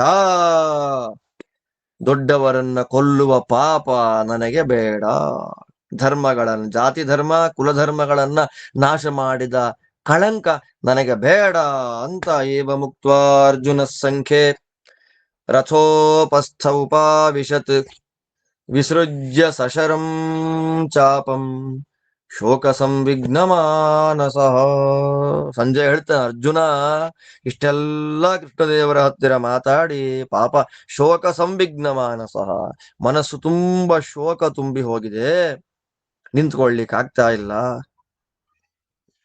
ಕೈಯಲ್ಲಿದ್ದ ಬಿಲ್ಲು ಬಾಣಗಳನ್ನ ಕೆಳಗೆ ಬಿಸಾಕಿ ವಿಸೃಜ್ಯ ಸಶರಂ ಚಾಪ, ಕೆಳಗೆ ಬಿಸಾಕ್ಬಿಟ್ಟ ಬಿಲ್ಲು ಬಾಣಗಳನ್ನ ಬಿಸಾಕಿ ಸಂಖ್ಯೆ ಯುದ್ಧ ಭೂಮಿಯಲ್ಲಿ ರಥೋಪಸ್ಥೆ, ರಥದ ಮಧ್ಯದಲ್ಲಿ ಉಪಾವಿಶತ್ ಕೂತು ಬಿಟ್ಟ. ನಾನು ಯುದ್ಧ ಮಾಡುವುದಿಲ್ಲ ಅಂತ ತೋರಿಸ್ಬೇಕಲ್ಲ, ಸಿಂಬಾಲಿಕ್ ಆಗಿ ತೋರಿಸೋದು ಹೇಗೆ? ಕೈಯಲ್ಲಿದ್ದ ಬಿಲ್ಲು ಬಾಣ ಬಿಸಾಕ್ಬಿಟ್ರೆ ಆಗೋಯ್ತು. ನಾನ್ ಊಟ ಮಾಡಲ್ಲ ಅಂತ ಕೈಕಾಲಲ್ಲಿ ತಟ್ಟೆ ಒದ್ದು ಬಿಡ್ತಾರಲ್ಲ ಮಕ್ಕಳು, ಹಾಗೆ ಸಿಂಬಾಲಿಕ್ ಆಗಿ ಊಟ ಮಾಡಲ್ಲ ಅಂತ ಅರ್ಥ. ಹಾಗೆ ಕೈಲಿದ್ದ ಬಿಲ್ಲು ಬಾಣಗಳನ್ನ ಬಿಸಾಕಿ ನಾ ಯುದ್ಧ ಮಾಡೋದಿಲ್ಲ ಅಂತ ತೋರಿಸಿ ಸ್ವಾಮಿ ಏನು ಮಾಡಿದ? ಈ ರಥದ ಮೇಲೆ ಕೂತು ಬಿಟ್ಟ ಅನ್ನುವಲ್ಲಿಗೆ ಇತಿ ಶ್ರೀಮನ್ ಮಹಾಭಾರತೆ ಶತಸಹಸ್ರಿಕಾಯಾಂ ಸಂಹಿತಾಯಾಂ ವೈಯಾಸಿಕ್ಯಾಂ ಭೀಷ್ಮ ಪರ್ವಣಿ ತ್ರಯೋವಿಂಶೋಧ್ಯಾಯ ಭಗವದ್ಗೀತಾ ಪರ್ವಣಿ ದಶಮೋಧ್ಯಾಯ. ಇಲ್ಲಿಗೆ ಶ್ರೀಮದ್ ವೇದವ್ಯಾಸ ವಿರಚಿತ ಲಕ್ಷ ಶ್ಲೋಕಾತ್ಮಕ ಶ್ರೀಮನ್ ಮಹಾಭಾರತ ಸಂಹಿತಾದಲ್ಲಿ ಭೀಷ್ಮ ಪರ್ವದಲ್ಲಿ 23ನೇ ಅಧ್ಯಾಯ ಮುಗಿತಾ ಇದೆ. ಅದರ ಜೊತೆಯಲ್ಲೇ ಭಗವದ್ಗೀತಾ ಪರ್ವದಲ್ಲಿ 10ನೇ ಅಧ್ಯಾಯ ಮುಗಿತಾ ಇದೆ. ಇದರ ಜೊತೆಯಲ್ಲೇ ಇದು ಶ್ರೀಮದ್ ಭಗವದ್ಗೀತಾಸು ಉಪನಿಷತ್ಸು ಬ್ರಹ್ಮ ವಿದ್ಯಾಯಾಂ ಯೋಗಶಾಸ್ತ್ರೇ ಶ್ರೀಕೃಷ್ಣಾರ್ಜುನ ಸಂವಾದೆ ಅರ್ಜುನ ವಿಷಾದ ಯೋಗೋ ನಾಮ ಪ್ರಥಮೋಧ್ಯಾಯ. ಇಲ್ಲಿಗೆ ಉಪನಿಷತ್ತು ಎಂಬುದಾಗಿ ಪ್ರಸಿದ್ಧವಾದ ಕೃಷ್ಣಾರ್ಜುನ ಸಂವಾದ ರೂಪವಾದ ಶ್ರೀಮದ್ ಭಗವದ್ಗೀತಾದಲ್ಲಿ ಅರ್ಜುನ ತನ್ನ ವಿಷಾದವನ್ನ ಕೃಷ್ಣದೇವರ ಎದುರಿಗೆ ತೋಡಿಕೊಂಡಂತಹ ವಿಷಯದೊಂದಿಗೆ ಭಗವದ್ಗೀತೆಯಲ್ಲಿ ಮೊದಲನೇ ಅಧ್ಯಾಯ ಜೊತೆಯಲ್ಲಿ ಇವತ್ತಿನ ಪಾಠವೂ ಮುಗಿತಾ ಇದೆ. ಹರಿವಾಯು ಗುರುಗಳ ವಿಶೇಷವಾದ ಅನುಗ್ರಹದಿಂದ ಶ್ರೀಮನ್ ಮಹಾಭಾರತದಲ್ಲಿ ನಾವು ಭಗವದ್ಗೀತೆಯ ಪಾಠದ ಮೂಲಕ ಮಹಾಭಾರತ ಪಾಠವನ್ನ ಮತ್ತೆ ಆರಂಭ ಮಾಡಿದ್ದು ಅದು ಶುಭ ಸೂಚನೆ ಆಗಲಿ. ನಮ್ಮೆಲ್ಲರಿಗೂ ಕೂಡ ಭಾರತಾರ್ಥ ಜ್ಞಾನ ನಿರಂತರವಾಗಿ ಬರಲಿ ಅಂತ ಪ್ರಾರ್ಥನೆ ಮಾಡ್ತಾ, ಆಚಾರ್ಯರು ತೋರಿಸಿಕೊಟ್ಟ ಗೀತಾ ಭಾಷ್ಯ ಗೀತಾ ತಾತ್ಪರ್ಯಗಳ ಬೆಳಕಿನ ಜೊತೆಯಲ್ಲಿ ಭಗವದ್ಗೀತೆಯ ಅರ್ಥವನ್ನ 2ನೇ ಅಧ್ಯಾಯದಿಂದ ಅನುಸಂಧಾನ ಮಾಡಲಿಕ್ಕೆ ಆದಷ್ಟು ಶ್ರದ್ಧೆಯಿಂದ ಪ್ರಯತ್ನಪೂರ್ವಕವಾಗಿ ನಾವು ಪ್ರಯತ್ನ ಮಾಡೋಣ ಅಂತ ಹೇಳ್ತಾ, ನಿಮ್ಮೆಲ್ಲರಿಗೂ ಭಗವಂತ ಒಳ್ಳೇದು ಮಾಡಲಿ. ಮತ್ತೆ ನಾಳೆ ನೋಡೋಣ. ಶ್ರೀಕೃಷ್ಣಾರ್ಪಣಮಸ್ತು.